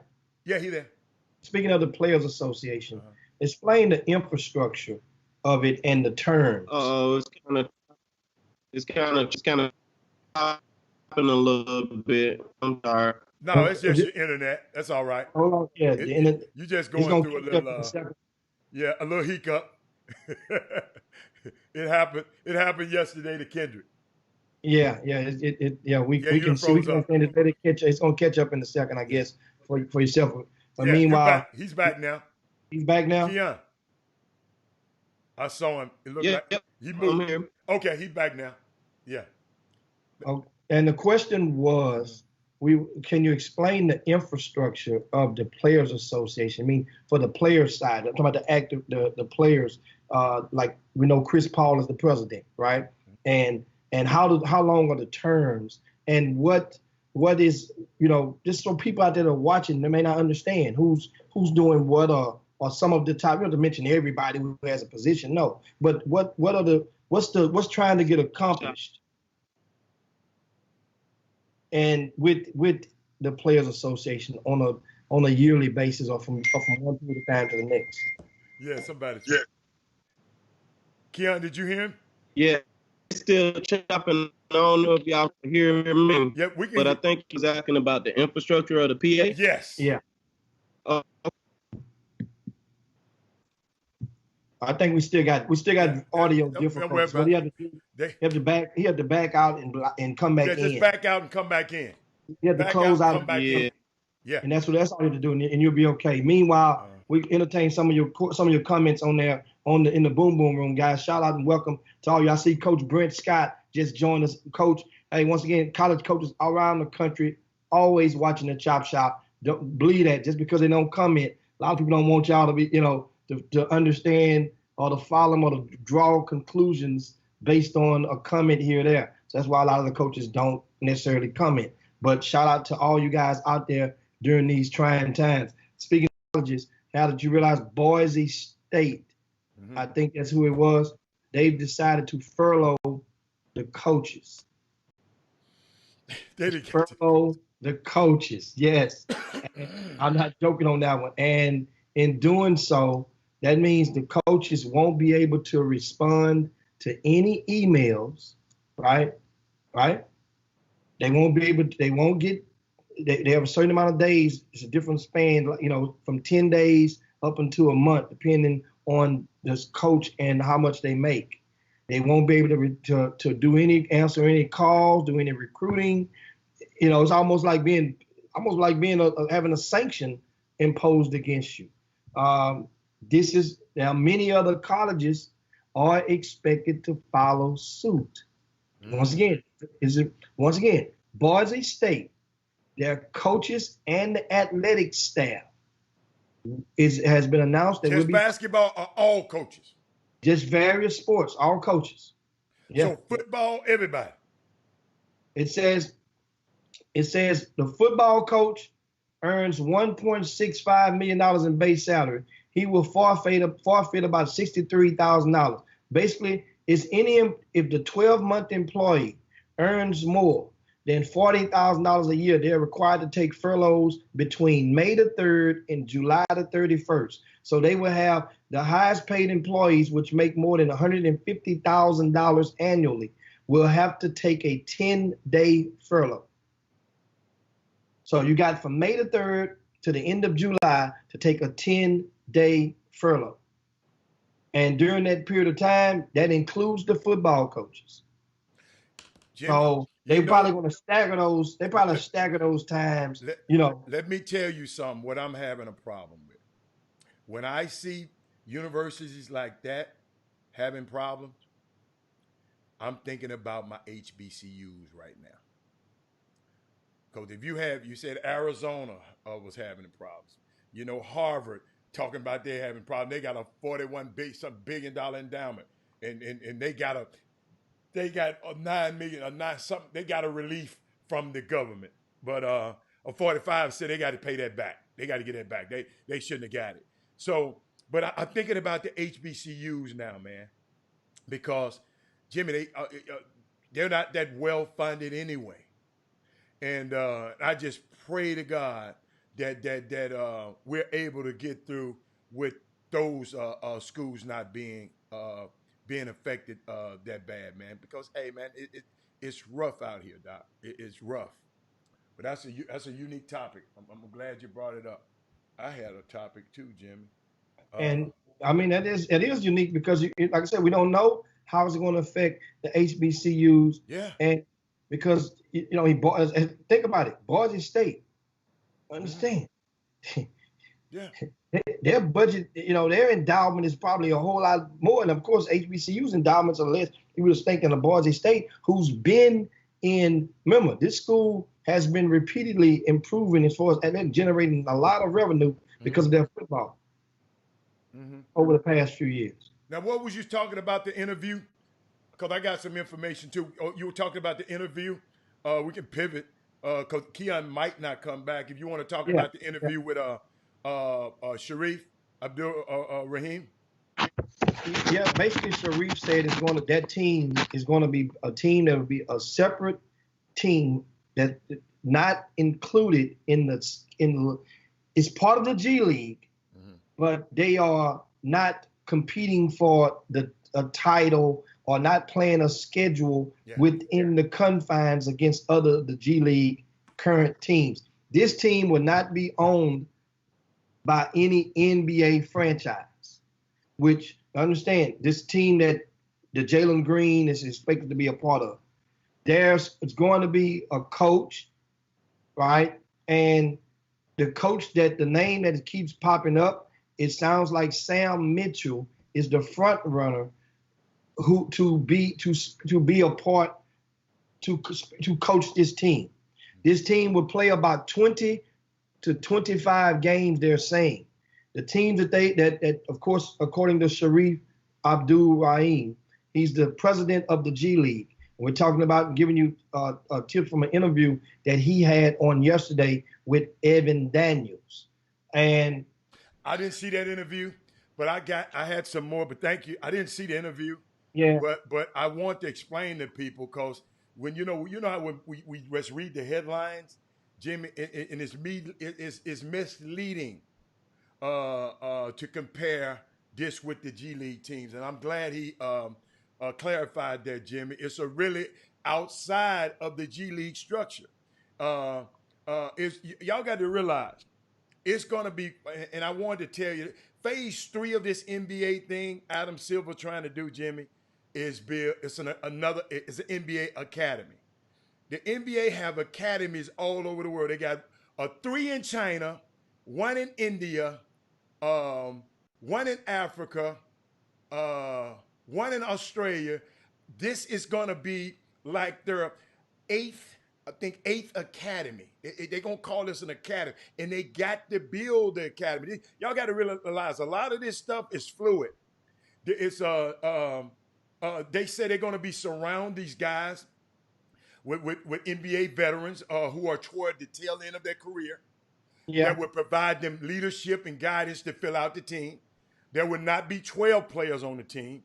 I found out. So it's important to have role players as well, guys who can benefit from that spotlight. Because this thing, Jimmy said, so I never forget, we talked about it the first day. You said we said something key. The NBA, this got to work for the NBA, Jimmy. And I'm gonna tell you, Jimmy, there's some that hadn't been said in public in a little bit. And let me see. They said there was some. Because a lot of people think he signed with the G League, but let me tell you what happened. He's going to play. They say he's going to play. This little team is going to play games against the G League team competition, but they're gonna play. They're gonna play about 10 or 12 games with them. Then he also said they're gonna play international, so they're gonna go play some of these academies around the world. Play every single NBA, like the NBA cares and those basketball without borders. Every single academy that the NBA have, they're going to probably play. Go over there and play a couple of games against them. Remember, it's going to be about 20 to 25 games, and the bottom line is they will not be playing. Basically, this team is meant just for showcasing. This ain't meant for, just like in summer ball. Some teams are meant for showcasing, and some out there trying to win a trophy. This team ain't got a trophy that they're trying to win. They're winning, and they're going to get year-round, like a lot of things that they will get as a rookie. They're going to get a lot of the instructionals, a lot of the workshops, a lot of the tutelage, a lot of the things they're going to get through while they're going through this. It's not going to be just sitting around and then coming up and seeing them once a week. They're going to really try to implement a program with those young people. And Jim, that was one of the sticking points. Jimmy, you know this stuff has changed. He didn't say that, but I know for a fact all of this stuff that's going on now wasn't a part of the original announcement in October last year, the 18th. It was when it was throwing out the kid would be, any of the kids would be in the G League. This, what the incentive is now, the structure, think about it, Jimmy. They got to build a coaching staff for this team, right? A coaching staff, they got to build a team. They got to find the right teammates. They were talking about, and this is a way to alleviate a lot of concerns. Let me show you some of the concerns they had. You remember LaMelo Ball and R.J. Hampton? They talked about how much money that they probably end up netting over there. They said between 500 and some 500,000 over there. They netted. I don't know how they got it, but they netted it. So, and guess what, Jimmy? I found out they said they haven't been paid all their money yet. Okay? Because Melo, you got, it's in Jalen Green's contract, it's got a lot of incentives in it, Jimmy. He has to make a certain amount of appearances. He has to, you just said, he has to conduct the life skills portion of the program. Because what happened, the NBA looked at what happened, because when LaMelo last game, Jimmy, was November the 30th. He had a triple-double in 2 games, and he mysteriously had a foot injury, Jimmy, and shut it down and didn't play another game the rest of the season. And that NBL, they took a big hit. They took a big hit from that, right? He played, let me see, he played 12 regular season games. So he got $500K for 12 games. And but he had to go all the way to Australia to get it. Now think about this, Jim. About what they trying to do, Jimmy. They're going to try to put like 30-year-old guys or 27 to 28 to 30-year-old guys with these young guys, okay? They still trying to, from what I hear, they still trying to figure it out. Jimmy, they talking about the Mamba complex. They haven't even found a home for this thing yet. The kid's going to be housed in a certain position. Guys like, let's say guys like Damian Wilkins' name was mentioned. He's a 37-year-old. Yeah, he's part of the Players Association. He wants to get into coaching. He wants to get in the front office. So he want to be involved. You follow me?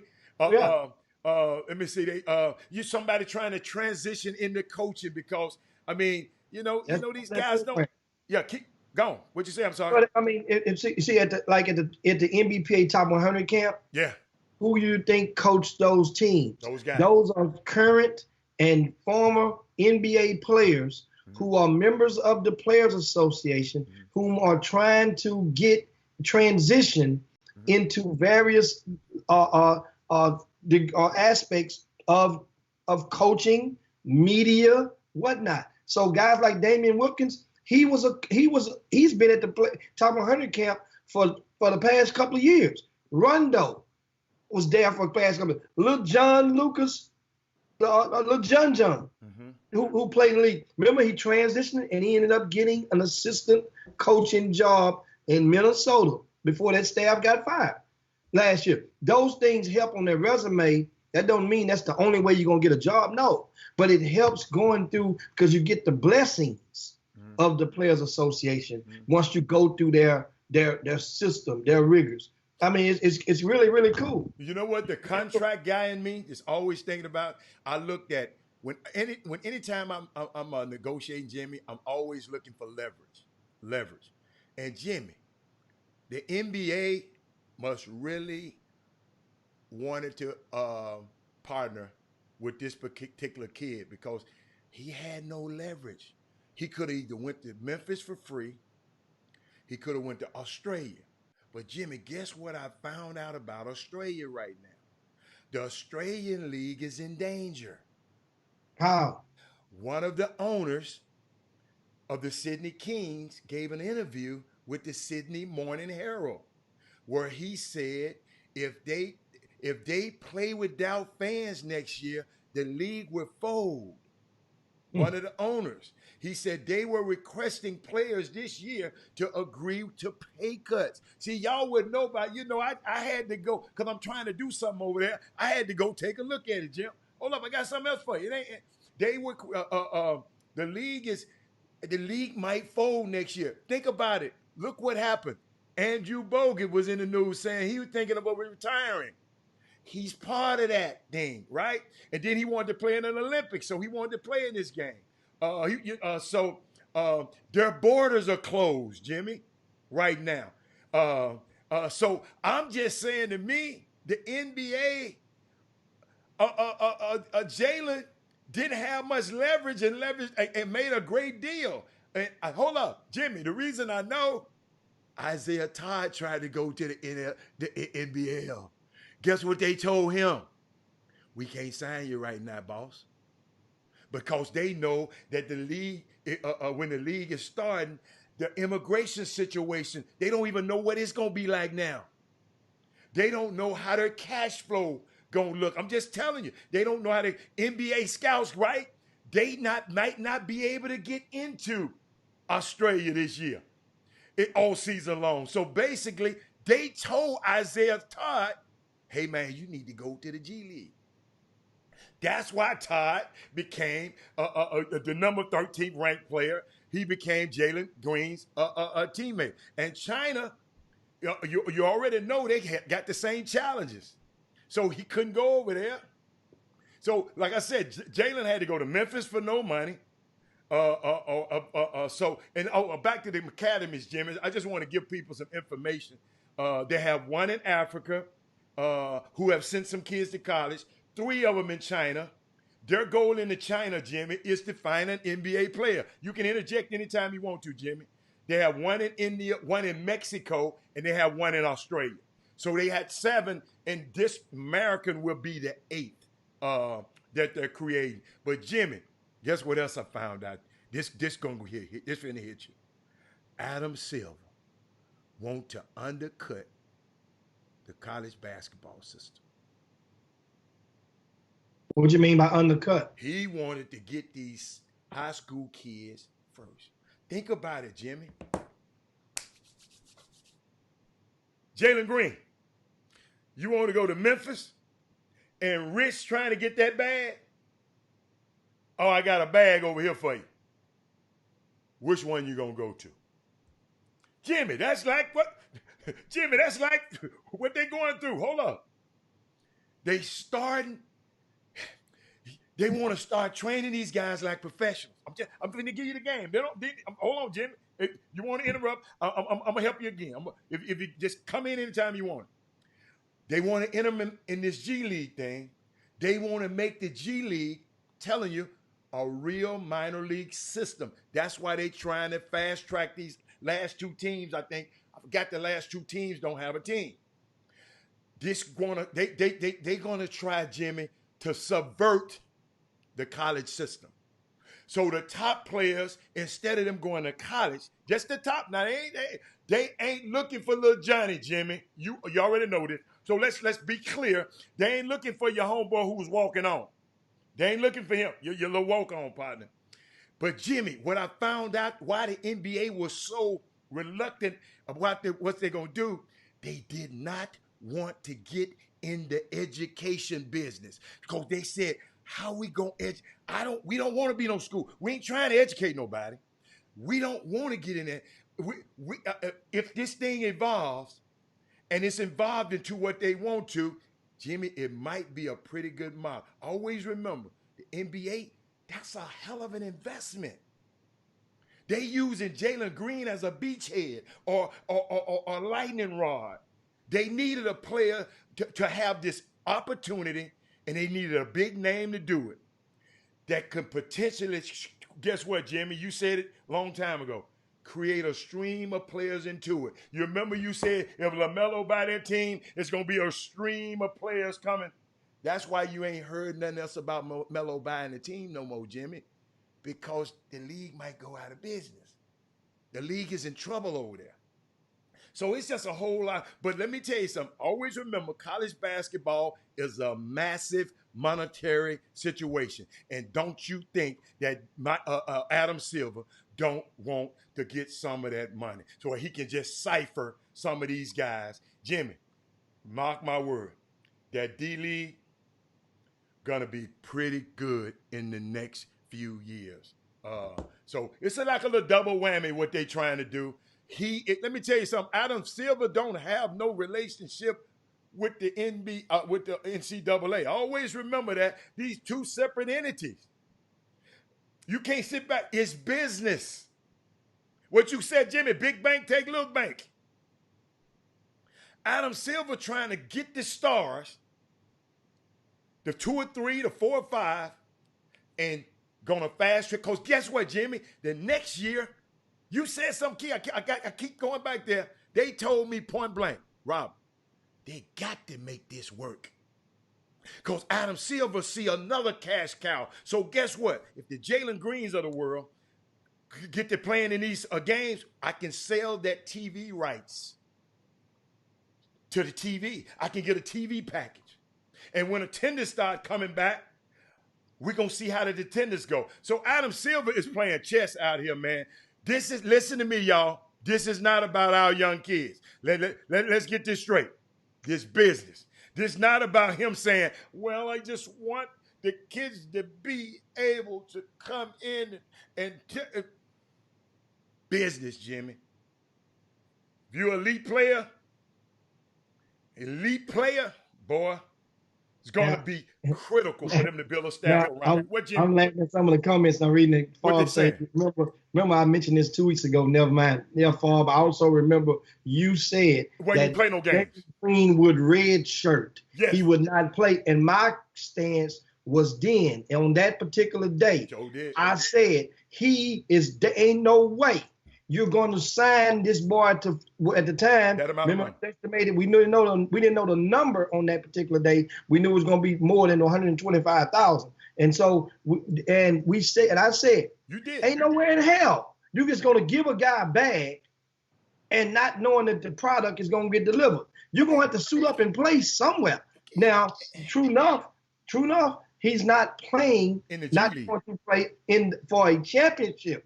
But Jimmy, he will play against some of those G League, at least a couple of those G League teams. Jimmy, they're going to play 12 games against those guys, 10 to 12. Jimmy, let me tell you where else you was right. Jimmy, at first, Jimmy, they had planned on playing these guys like that in the G League. Jimmy, they switched this plan around. I'm telling you, this is a fluid a fluid situation. Fluid mean it's moving.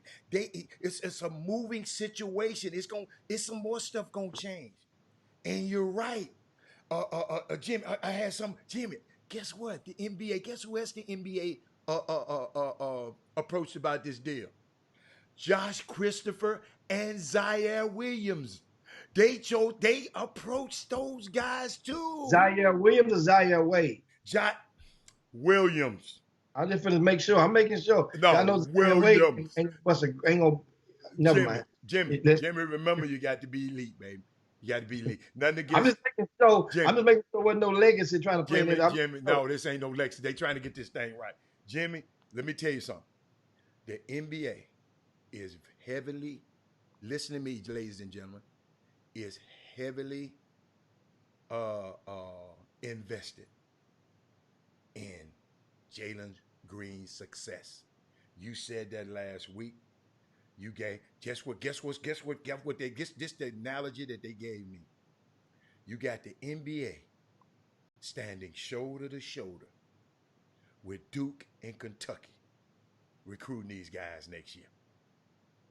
You want to go there? Because if we catch them giving you a bag, they're gonna be under what you call. You can come here and get the bag. With a giant pocketbook, Jimmy. That's who Kentucky and Duke is going to be competing with next year. So they're going to make this thing look glamorous as heck this year. And, Adam Silver, he's just conducting a coup. I'm telling you, him and Mark Emmert, they don't go out to dinner together. What do you think of this? Once the market is set now, and that means, and the market won't go down. No.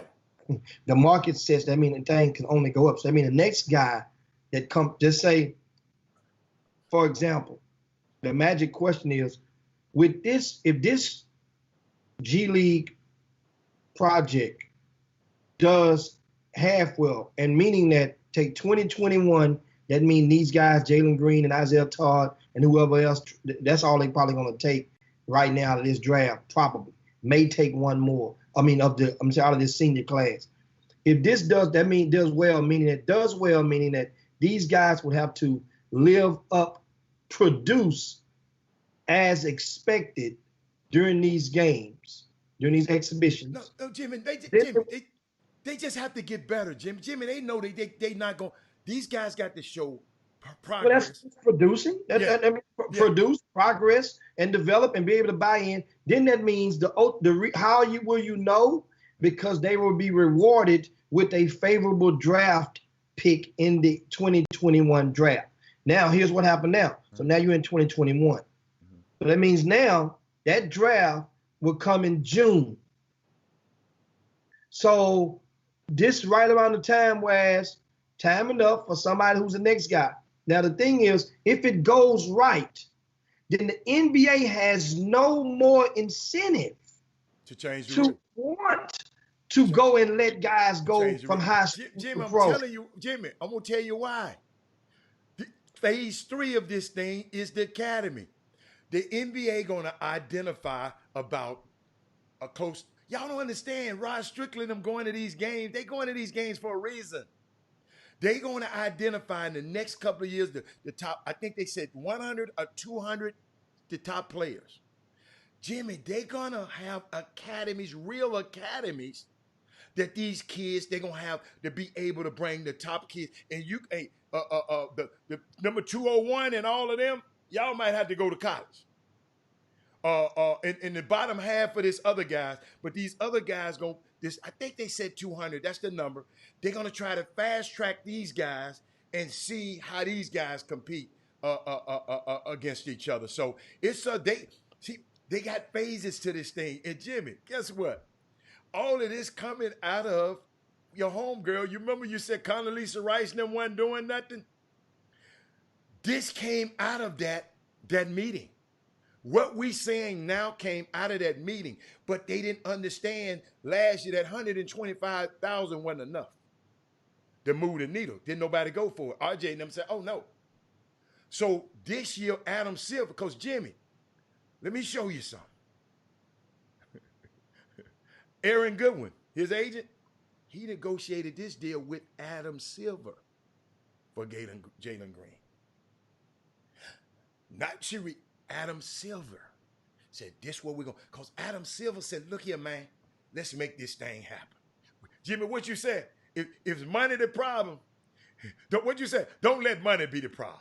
What you said, don't money, let money be the reason you turn me down. Yeah. So I just wanted to share that with y'all. That's all. And I mean, and that's, understand, this is what we're facing right now. And of course, breaking news, thanks to Chuck McCown, that Notre Dame famed coach Muffet McGraw has stepped down.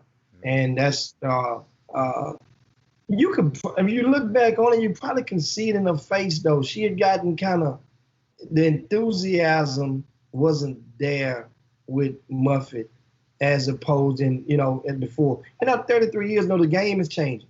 Time is changing. So you have deep with the new NBA collective bargaining agreement, you're going to have some females that are going to, which not saying they wasn't already, the diva is starting to come out. And when people have been coaching that long, the little things kind of probably frustrate them. So, I mean, in case that's a little bit of Women Rock Wednesday news for you guys. But this, we were talking about the G League and what's to expect. And I think Theo and Favre, they were conversing about what would this mean for college basketball. And let me tell you what this means for college basketball. College basketball is going to be business. Great. It's going to be business as usual. Great. It's going to be business as usual. So Jim, it is. This year, LaMelo Ball didn't play. Right? Remember now. RJ Hampton didn't play. This 2020, the 1920 season, was about to go down as one of the, think about it like this.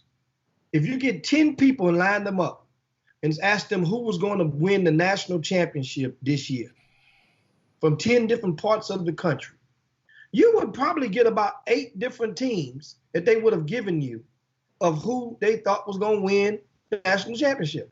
It was that wide open. Why? How do it get that wide open? Because the top end wasn't as potent as recent years.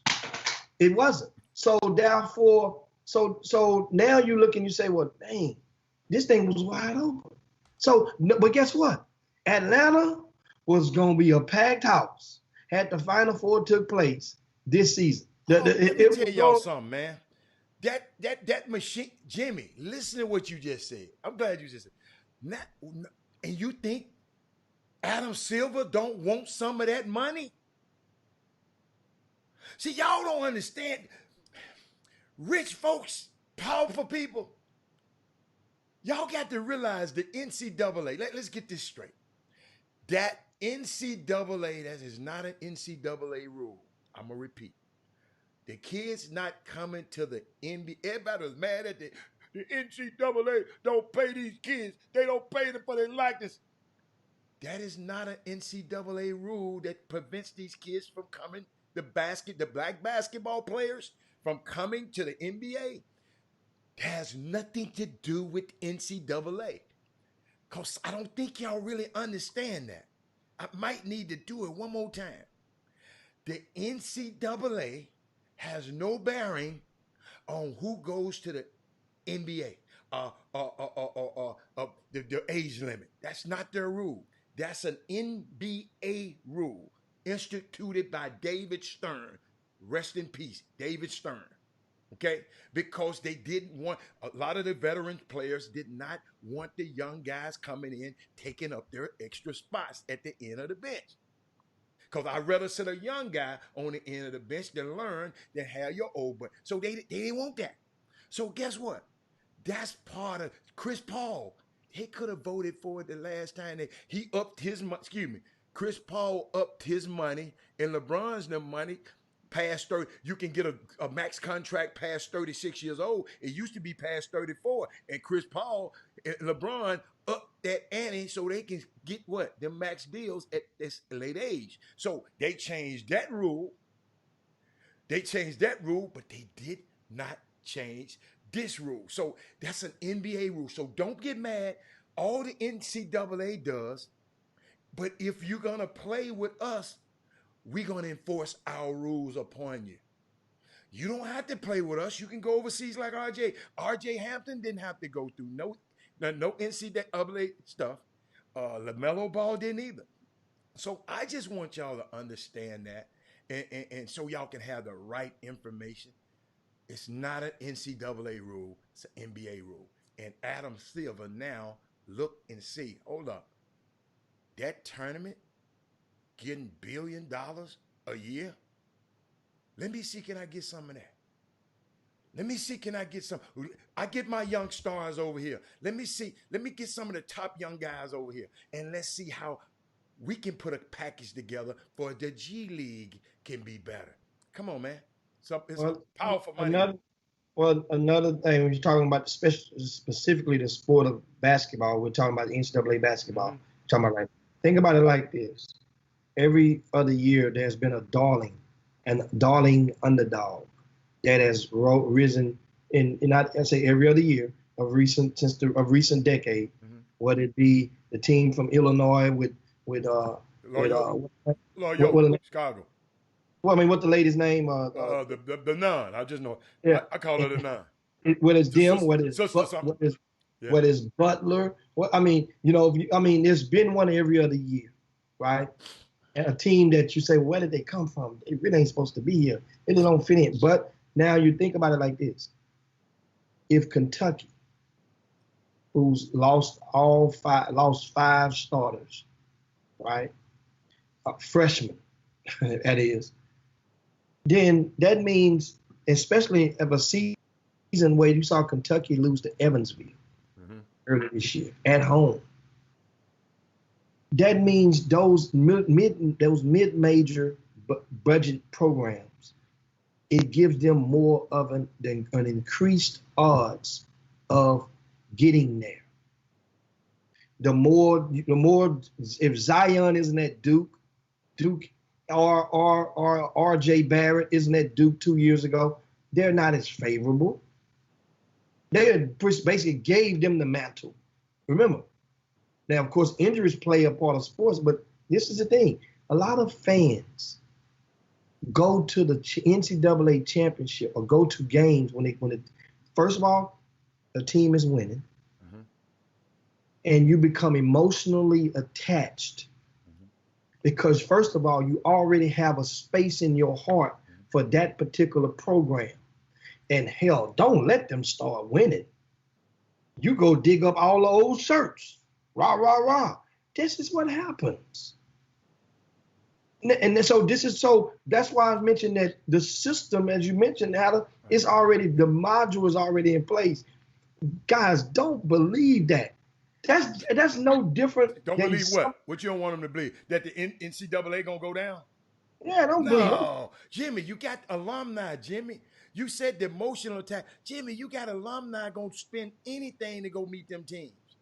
See, that's the thing that Adam Silver, he understands that emotional attachment, but he's saying, if it's about the stars, I want the stars because I want to make my G League a better package. You follow me? I want to make my because guess what? I got to pay these coaches. I want to make that a better package. So if people want to follow Jalen Green, if people want to follow Josh Christopher, if people want to follow Imani Bates, because somebody mentioned Imani Bates, you got to be 18 to be in this program. I've already checked. You got to be 18. So if this the model, that this what they want Imani Bates to do. This what they want a Bryce Griggs to do. Because you bring in those stars, box office stars, to the G League first. So you got that TV package. Every year you're going to have some bad dudes. So, I mean, it's a you, Jimmy. It's a you. Hey, I love it. Y'all going to see the play. Y'all don't see it now. In a year or so, you're going to understand what I'm talking about. Then you're going to say, aha. I want to address Theo. I understand. He said my points are getting mixed up. The NBA wanted to force players to go to the NCAA or wait a year. Players circumvented it by going overseas. Silver sees more going overseas and said, let's give them a bag now, thus hurting the NCAA to me. I just don't see the hype of the NCAA even. I just didn't see the hype of the NCAA even after Zion got hurt. Here's what I think. The NCAA, I believe the shotgun slug was more so at international leagues as opposed to, and the buckshots may hit the leg of the NCAA. I don't believe, because the market level, the NCAA, what they can't risk is coming off the embarrassment of the NCAA trials, the two of them, which $8 to $10 million were spent. I did not realize that. I learned that from one of the sources. Say it again. Approximately $8 million was spent in the investigation. Okay. If you add all of them together, Okay. worth of resources, Government, our tax dollars. tax dollars. Okay. And it was an embarrassment because the NCAA, all that came out of it was that the market value for some of these people are actually offering to pay and what people are getting paid. So it's embarrassing. So those said players, it's known because that it uncovered and cut the light on that players are getting, that what many of you guys already know. But guess what? There are a lot of people out there that know it, because most of those people are in politics. They went to college. They went to the toga parties and the parties along with the student athletes while they were in law school. They know what the stud on the campus was driving, a brand new Camaro or whatever it may be. They know, but it's one of those things that's always been taboo as akin to the mental health topic in black homes we talked about earlier when we had Keon Dooley. The thing is, with this stuff, the NCAA will be spared from from future scandals of such from their top tier player. Will it stop players getting paid? Hell no. Yeah, but no. But it's gonna. The NBA is not worried about. Not worried at all about the NCAA and stuff. They don't care what happened about their image or nothing. They use it as. I'm telling you, man. In business, these businessmen are shrewd, man. I'm telling you, this man Adam Silver, he's brilliant. Brilliant, Jimmy. He sat there and said, "Okay, come here, Aaron Goodwin. I know that boy want to go to Memphis. He love Penny. Let's see how much he love his money. You can't go on. No, go on. Yeah. I'm not gonna let you fail. He's gonna be the flagship guy. This is a no-brainer. Go to Memphis and risk getting that bag. I'm telling you, I got to have this guy. That's why they pay so much. They did. Jimmy, you remember I said Aaron Goodwin had no leverage. China is shut down. They don't want no new players right now. Australia's about to go out of business. The NBA said, okay, I'm telling you, next year, remember this next year. The top players coming out next year. Kuminga, what his name? Kuminga, the one from New York. This kid gonna have to make a choice. Jonathan, he gonna have to make a choice. Do I want to go to Kentucky? Do I want to go get some of this Jalen Green bread? They're gonna have a choice. So think about it, Jimmy. Ain't that unfair? But in business, it's all fair. It's legal. But and think about it like this with the NCAA. The NCAA, guys, come on. Let me put it like this. Okay. They don't have the power to restrict the player from going out of high school to the NBA. No. The NCAA has zero to do with that. Zero control over whether a high school player can go to the NBA or not. That's the NBA's control. That's first. Secondly, the NCAA, they know various ways that they can combat this decision with the NBA by them cracking the whip with this G League program, the NCAA, well, here's why they can come back with it. And it's very simple, because they're already doing it in hockey. In hockey, you don't have to, there is no declaring for the draft. In hockey, your butt got to go there in 3 years, if I'm not mistaken. Well, I'm sorry, in baseball, you got to go there in 3 years. If you go to college in baseball for NCAA, you got to go 3 years. The NCAA controls that. If you come in and wasting our money, you don't come in and waste our money that can go tax, in some cases, tax money, to go and play with us for a year, and you ain't even going to school. It ain't a year, guys. In reality, it's the first semester, and then January they go pick up a fee receipt, and they ain't going to school no more. Hell, if it's football, it's the first semester and they done. Think about it. It ain't a year. You're playing with the money of a scholarship. In football, you got to stay 3 years, Jim. In 3 years in football, right? And so I said baseball and football. Yeah. So here's the thing: what the NCAA could do, they already have that in place for those sports. Hockey, as I mentioned earlier, hockey you don't even have to declare. The National Hockey League. Do you realize the average salary of a hockey player is like around between $8 to $12 million? That's hockey. So the stakes, and we ain't talking badminton, we ain't talking lacrosse, hockey. Look it up. So here's what I'm saying. In hockey, the National Hockey League, they draft you. And guess what, Heather? If you play hockey in the NCAA, you can't go and join your pro team until after the NCAA season is completed. They could do the same thing for basketball. That means if you come to us, since the NCAA want to do that, they don't need to change it. The NCAA all right now. They all right now.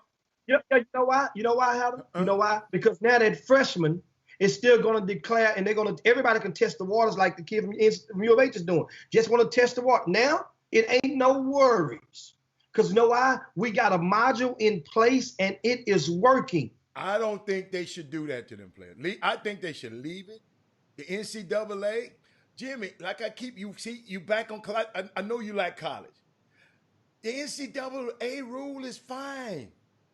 The problem was the NBA was holding these guys back. I ain't got no problem with what the NCAA doing. I had a problem. Y'all see, everybody else was up in arms about the image and likeness. You remember you and Chris. Well, Robert, you ain't. I said, dude, I'm not. Listen. Reason I'm not so up in arms about it, because I know who holds the cards.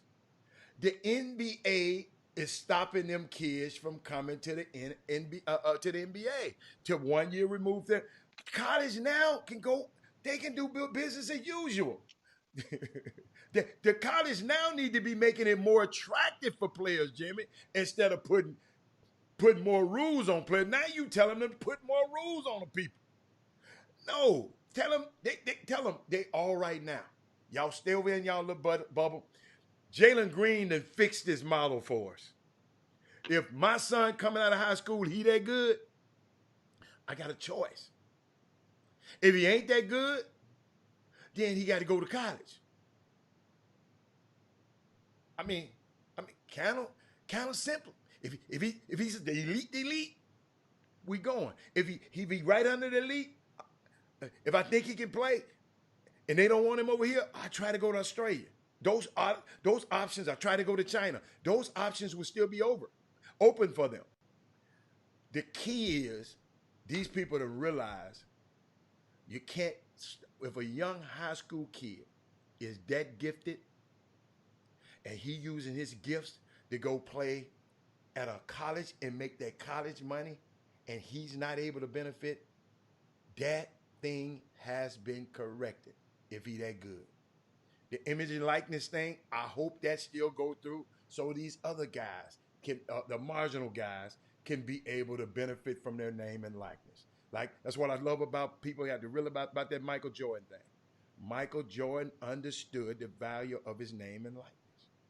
I sit there and gave y'all something yesterday. Troy Prater, you might not have been on the show yesterday. They got, I called out 8 players: Kyrie, KD, Kobe, LeBron, Damian Lillard, James Harden, all these guys put together. Troy Prater, all them guys put together didn't sell more shoes than Michael Jordan, and he ain't played in 20 years. Last year. 129 million for all of them guys ganged up together, and Michael Stokes sold 130 million pairs of shoes.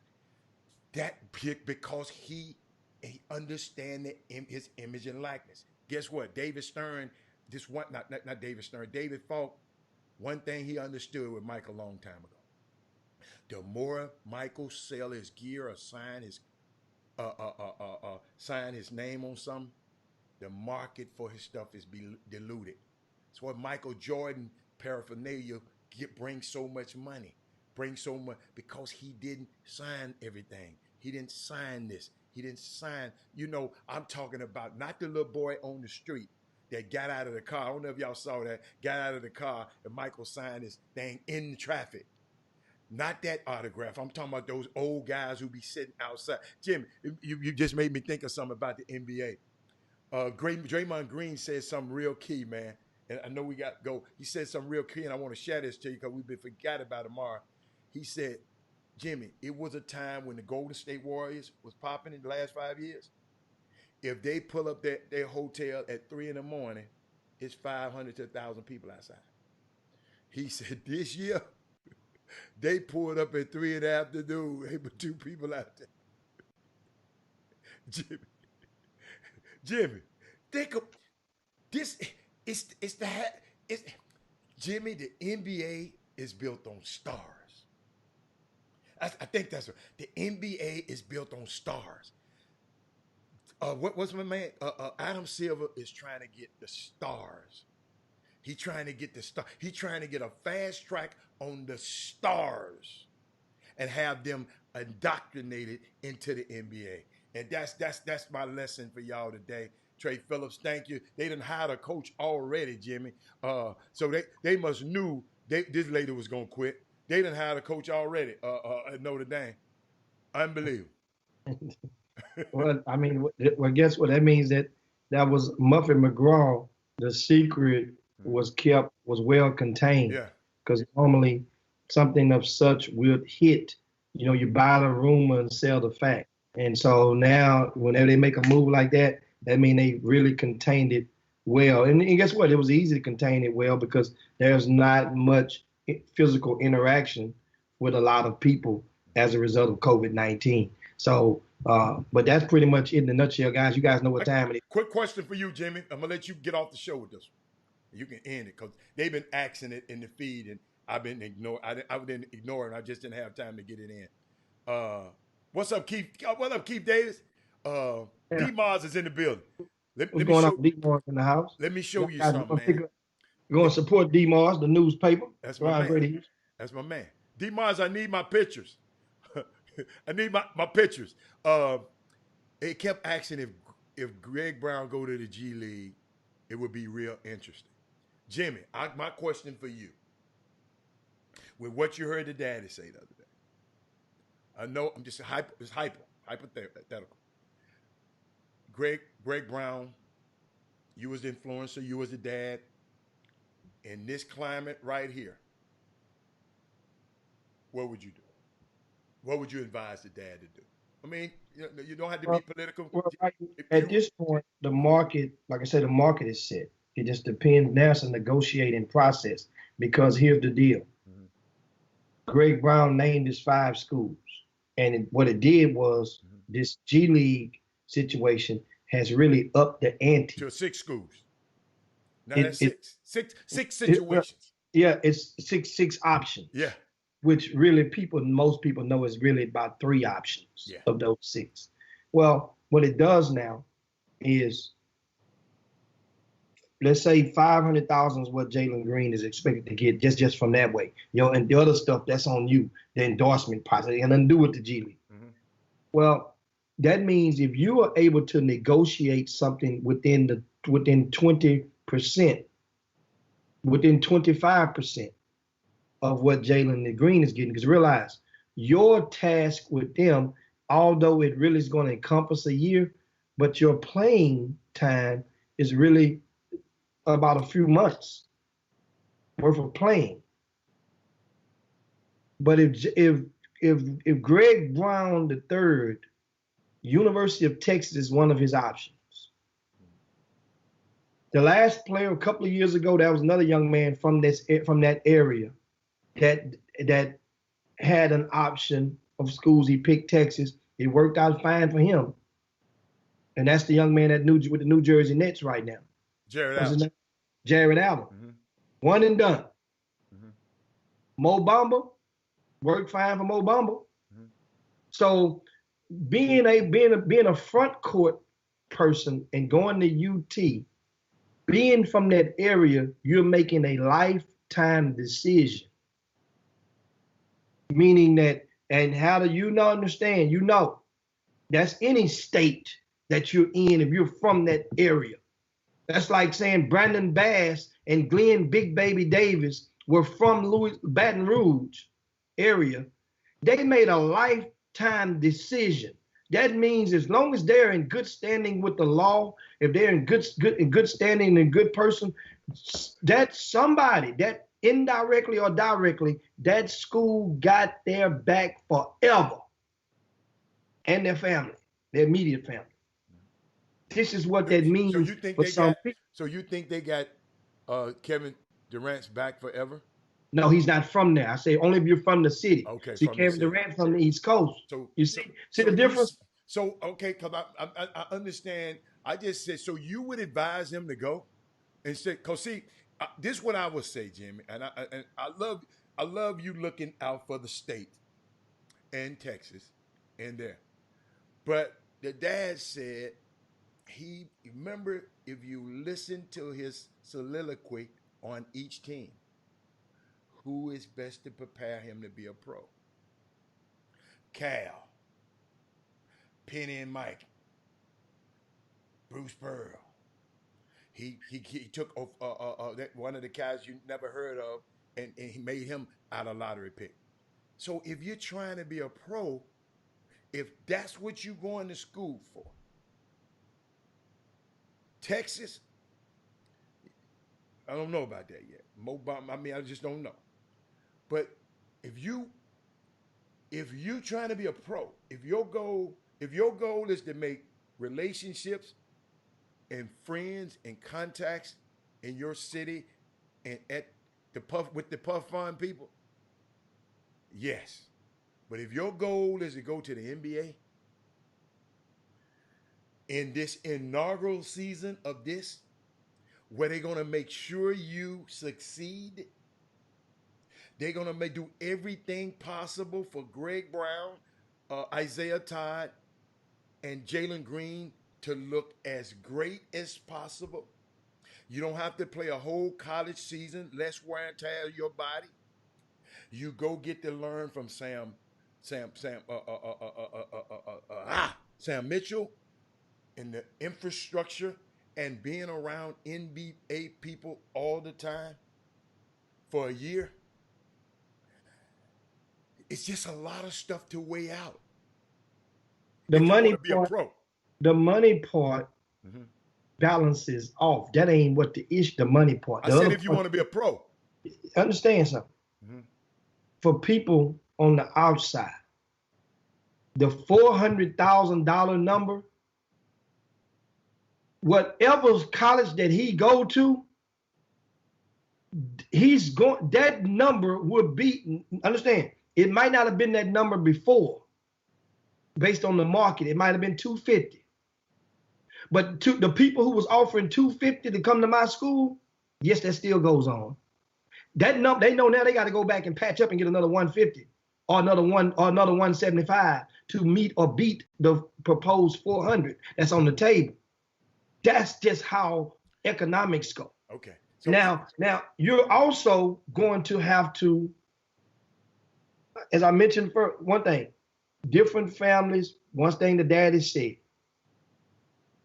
In his particular instance, Greg Brown Jr., the father, says we're a different type of family because I'm paraphrasing, because I played in the NFL. We're good. I don't need no money. So now, and he said it with his chest. Adam, you got the thing, put the sign up on that. He said, so they can see the said. Well, they can feel what I just said. I ain't got it on here. He said it with his chest. He said, and he told you guys like a week ago. If you missed it, go back and watch it. We good. I'm good. So this ain't a situation where I need to be rescued, or you're going to lure me, and the number is going to. Now everybody got a price in that business. Jimmy, don't get this stuff twisted. Jimmy, everybody got a price, but you're not going to easily move the needle with him just saying this is what your son can make. My key, notice I didn't even talk about the money. My key to this thing is, if you have a chance to be in the inaugural thing for this NBA, and me knowing Adam Silver, and he finna invest this bread into you as an unproven high school player, he gonna make sure. Now you can come out next year, you can go to Texas, you can go to Memphis, you can go wherever, you can come out next year. It ain't Adam Silver's job to make sure you're successful next year. His job is to make sure that next guy who coming to do this. That's the point. That's the sticking point that I think people are missing in this whole thing. Adam Silver wants to, I'm telling y'all, I know that went over y'all head because y'all said, well, nah, I'm telling you, I ain't telling you nothing I heard. I'm telling you something I know. He wants to tap into the star power of his young athletes that used to go to the NCAA, but they're going to be in my G League situation for a year, for 25 games, and I want to sell that 25 games. The regular season ain't 82. I'm going to sell this 25 games like it's the best thing ever been on earth. The summer league going to be off the chain. Everything going to be off the chain. Not this year, but the next year. So my thing is, look at all the benefits. And hold up. If I wanted to, I'm Texas strong, and I'm Austin strong, and I want to go to Texas. My blood is orange. I've been playing over there since I've been in 8th grade. If that's my reasoning, I'll go there. But if I want to go to the NBA, the NBA is constructing a program and had invited me to. What's his name? Josh Christopher and the other kid, Zaire Williams. They turned me down. Y'all understand, in life is favoritisms. In the NBA is favoritisms. In this thing is, what you call it, Jimmy? You want to be on, hold on, I'm going to use your words because I don't even think you understand it. You want to be on the right side of politics. And if y'all sit up here and tell me the NBA ain't political, you haven't been watching with a third ear, with a third eye. That's all I'm trying to say. It's a unique situation that you can look into. You know, if I had the chance this year, the inaugural year, I'm going like a turkey through the cone. If the money's the same, you know, I mentioned money now. The money's not too crazy. This inaugural year special. You know, the firstborn. Y'all ain't never seen how the mama, this is my first baby. Oh, my baby. You buy everything for that first baby. Second baby gets some, you know, not to say they don't. Second baby ain't that, it's different. I've done that before. So it's just a unique thing. It's a unique thing. Hold up. It's a great thing to take a look at. That's all I'm trying to say. You can have this thing now. Yeah, we give the Enzo playing it, guys. No. Josh didn't get turned down, Theo. See, y'all don't listen. Josh turned them down. Josh turned them down, Theo. I'm glad I looked at it. No. Josh turned them down. Zaire Williams turned them down. They went to college. Sorry, Jimmy. I just saw that, and I don't want people to have the wrong. No, Josh didn't get turned down. They wanted Josh. They wanted Zaire. That would have been a great two. Because guess what? Jimmy, what you say? Go look at their see, y'all got to realize what else they looking at, Jimmy. Jimmy, they looking at what you do when people come on the show. What you want to look at? The social media following. Josh Christopher is out the roof in social media. He one of the most popular guys on social media. Unbelievable. I remember when R.J. Hampton visited Memphis. You know what the Memphis players was telling R.J.? This dude in 11th grade. Hey, man, like me and shout me out on, on your social media. These kids in high school are coming out with social media means something. Because guess what Adam Silver knows? Jalen Green is box office to y'all. Jimmy, guess who they compared him to? They say he got Zach LaVine's athleticism. Just telling you, man. It's yeah, we know that part. It's a unique thing. That social media stuff, it means something. That's all I'm telling. Yeah, we can go on and on. That's pretty much it. I just posted up on there, guys, for you guys to take in account, and that is the taxes on that $500,000. It's coming out, Jim. Add a little more. That's California now. Huh? The team gonna be based in California. So it's gonna be more than that. It's gonna be more than that. And so understand he has. We talking about Jalen Green. Mm-hmm. He has endorsements to subsidize that. You don't know yet. He ain't signed no deal yet. Well, I mean, based on the estimates, if they're gonna make sure he gets some. Yeah.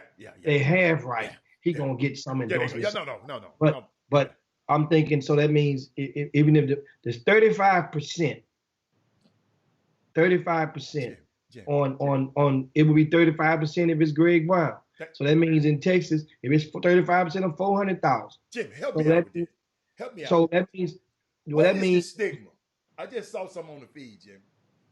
I ain't looked on the feed. What did you just say? 35%, right? 35%. 35, 39% sometimes, Jimmy.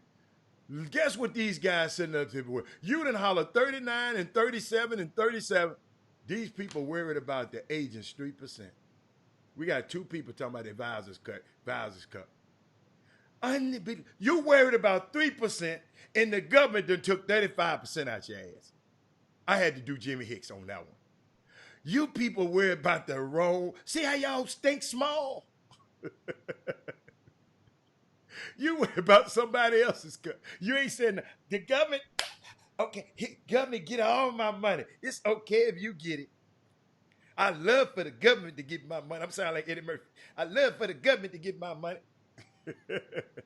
It's crazy, Jimmy, but well, the thing is in comparison, because we was comparing earlier about one of those colleges, what they would have to, what they could probably do under the table or in the back room or on the ground. Well, whatever that school money, that college money, that bag, that's tax free. That ain't taxable. That's under the table. So remember that. That's a good point. And it ain't taxable. It's not taxable for the duration of however your relationship is, as long as it's been in good standing with that institution. So that means some people get, the meaning that if you stop sending a happy birthday card, if you stop showing up and making that person, that business owner smile, giving his son or his daughter a high five when you say, whenever that stops, as long as you're doing that, that relationship gonna go on and on. It's a decision that people make, but it's based, and most people make decisions based on their economic status. Many people do. Oh, of course. Yes. So I agree. That's why if a daddy tells you there's a family that is already in a certain tax bracket legally, believe him when they say that they're in such a great tax bracket, and I'm not talking about nobody in person. But then, I don't need university. I don't need your money either because I'm in a certain tax bracket. I'm in a certain tax bracket. My son's just gonna go to school. No, not going to school. You mean going? We don't need your money, university. Memphis, if you was planning on getting us some money, we don't need your money because we're in a certain tax bracket. Man, everybody wants some money. Don't ever get that twisted. No. He said that money don't make him move like that. That's the difference. I can relate and understand what the dad the way that he said it in the context of what he said it with. Now, everybody, and I also said everybody has a price. What if you go to the University of Texas and don't do well? What if you go to Memphis and don't do well? Get hurt, as long as he don't get hurt, right? Then he's still going to be in the range. He's still gonna be in the range. Okay. Hell, nowadays, think about it. Look at Jackson Hayes. Did he light it on fire? Mo Bamba had a good game in the postseason, you know, game here and there. Mo Bamba, he's like, you know. Yeah. I mean, so it happens. We'll see. But guess what? Yeah. This Friday is when they make the decision. Yes, sir. Damn, Jimmy. Yeah. I thought, you know what? We were supposed to be off 20 minutes ago. We're gonna get off now. That's a good combo, but we got a special surprise for you guys on tomorrow. Maybe 2 special surprises. Because set it up now. I've learned that there's a young man in Houston, black kid, quarterback, and he's on pace. He's in the 11th grade right now.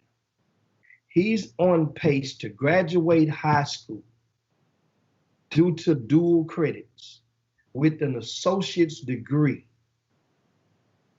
And we're not talking about a midget. He's about 6'2". He's a legitimate quarterback. I had to ask around, hey, is he good? Oh, he's okay. He's good. Solid. This young man, once again, he's got Ivy League interest. So we talking about the 40-year plan. We might get a chance to talk to this young man, and you guys, that way we all can learn his personality and see what makes him tick on tomorrow. In addition to Thursday, boy, you never know what's gonna come out the bag on Thursday. We might have a whole lot of stuff for you guys tomorrow. But anyway, thank you guys for hanging in there today in the extended overtime. Make sure you share the show if you hadn't done so. Even a share right now helps. Oh, yeah. A thumbs up on the YouTube helps. Make sure everybody that's on Facebook right now, in the course of the next day or so, if you take out the time to go over to our YouTube page and just simply hit the button to subscribe. It don't mean you got to walk, just hit the button to subscribe. See, digital footprints matter. So understand. So if everybody, we just gonna herd the cattle. Just you're supporting us on Facebook, support us on just tap the thing and subscribe. That's all you gotta do. Sooner or later, that way, if the show goes out and we have audio difficulties and they may come on Facebook, then you will be able to just go over to YouTube. And the thing about YouTube is that you can still go and text message. You can do all type of stuff. You can surf the internet, and the show will still be uninterrupted. Ladies and gentlemen, let's get ready to rumble!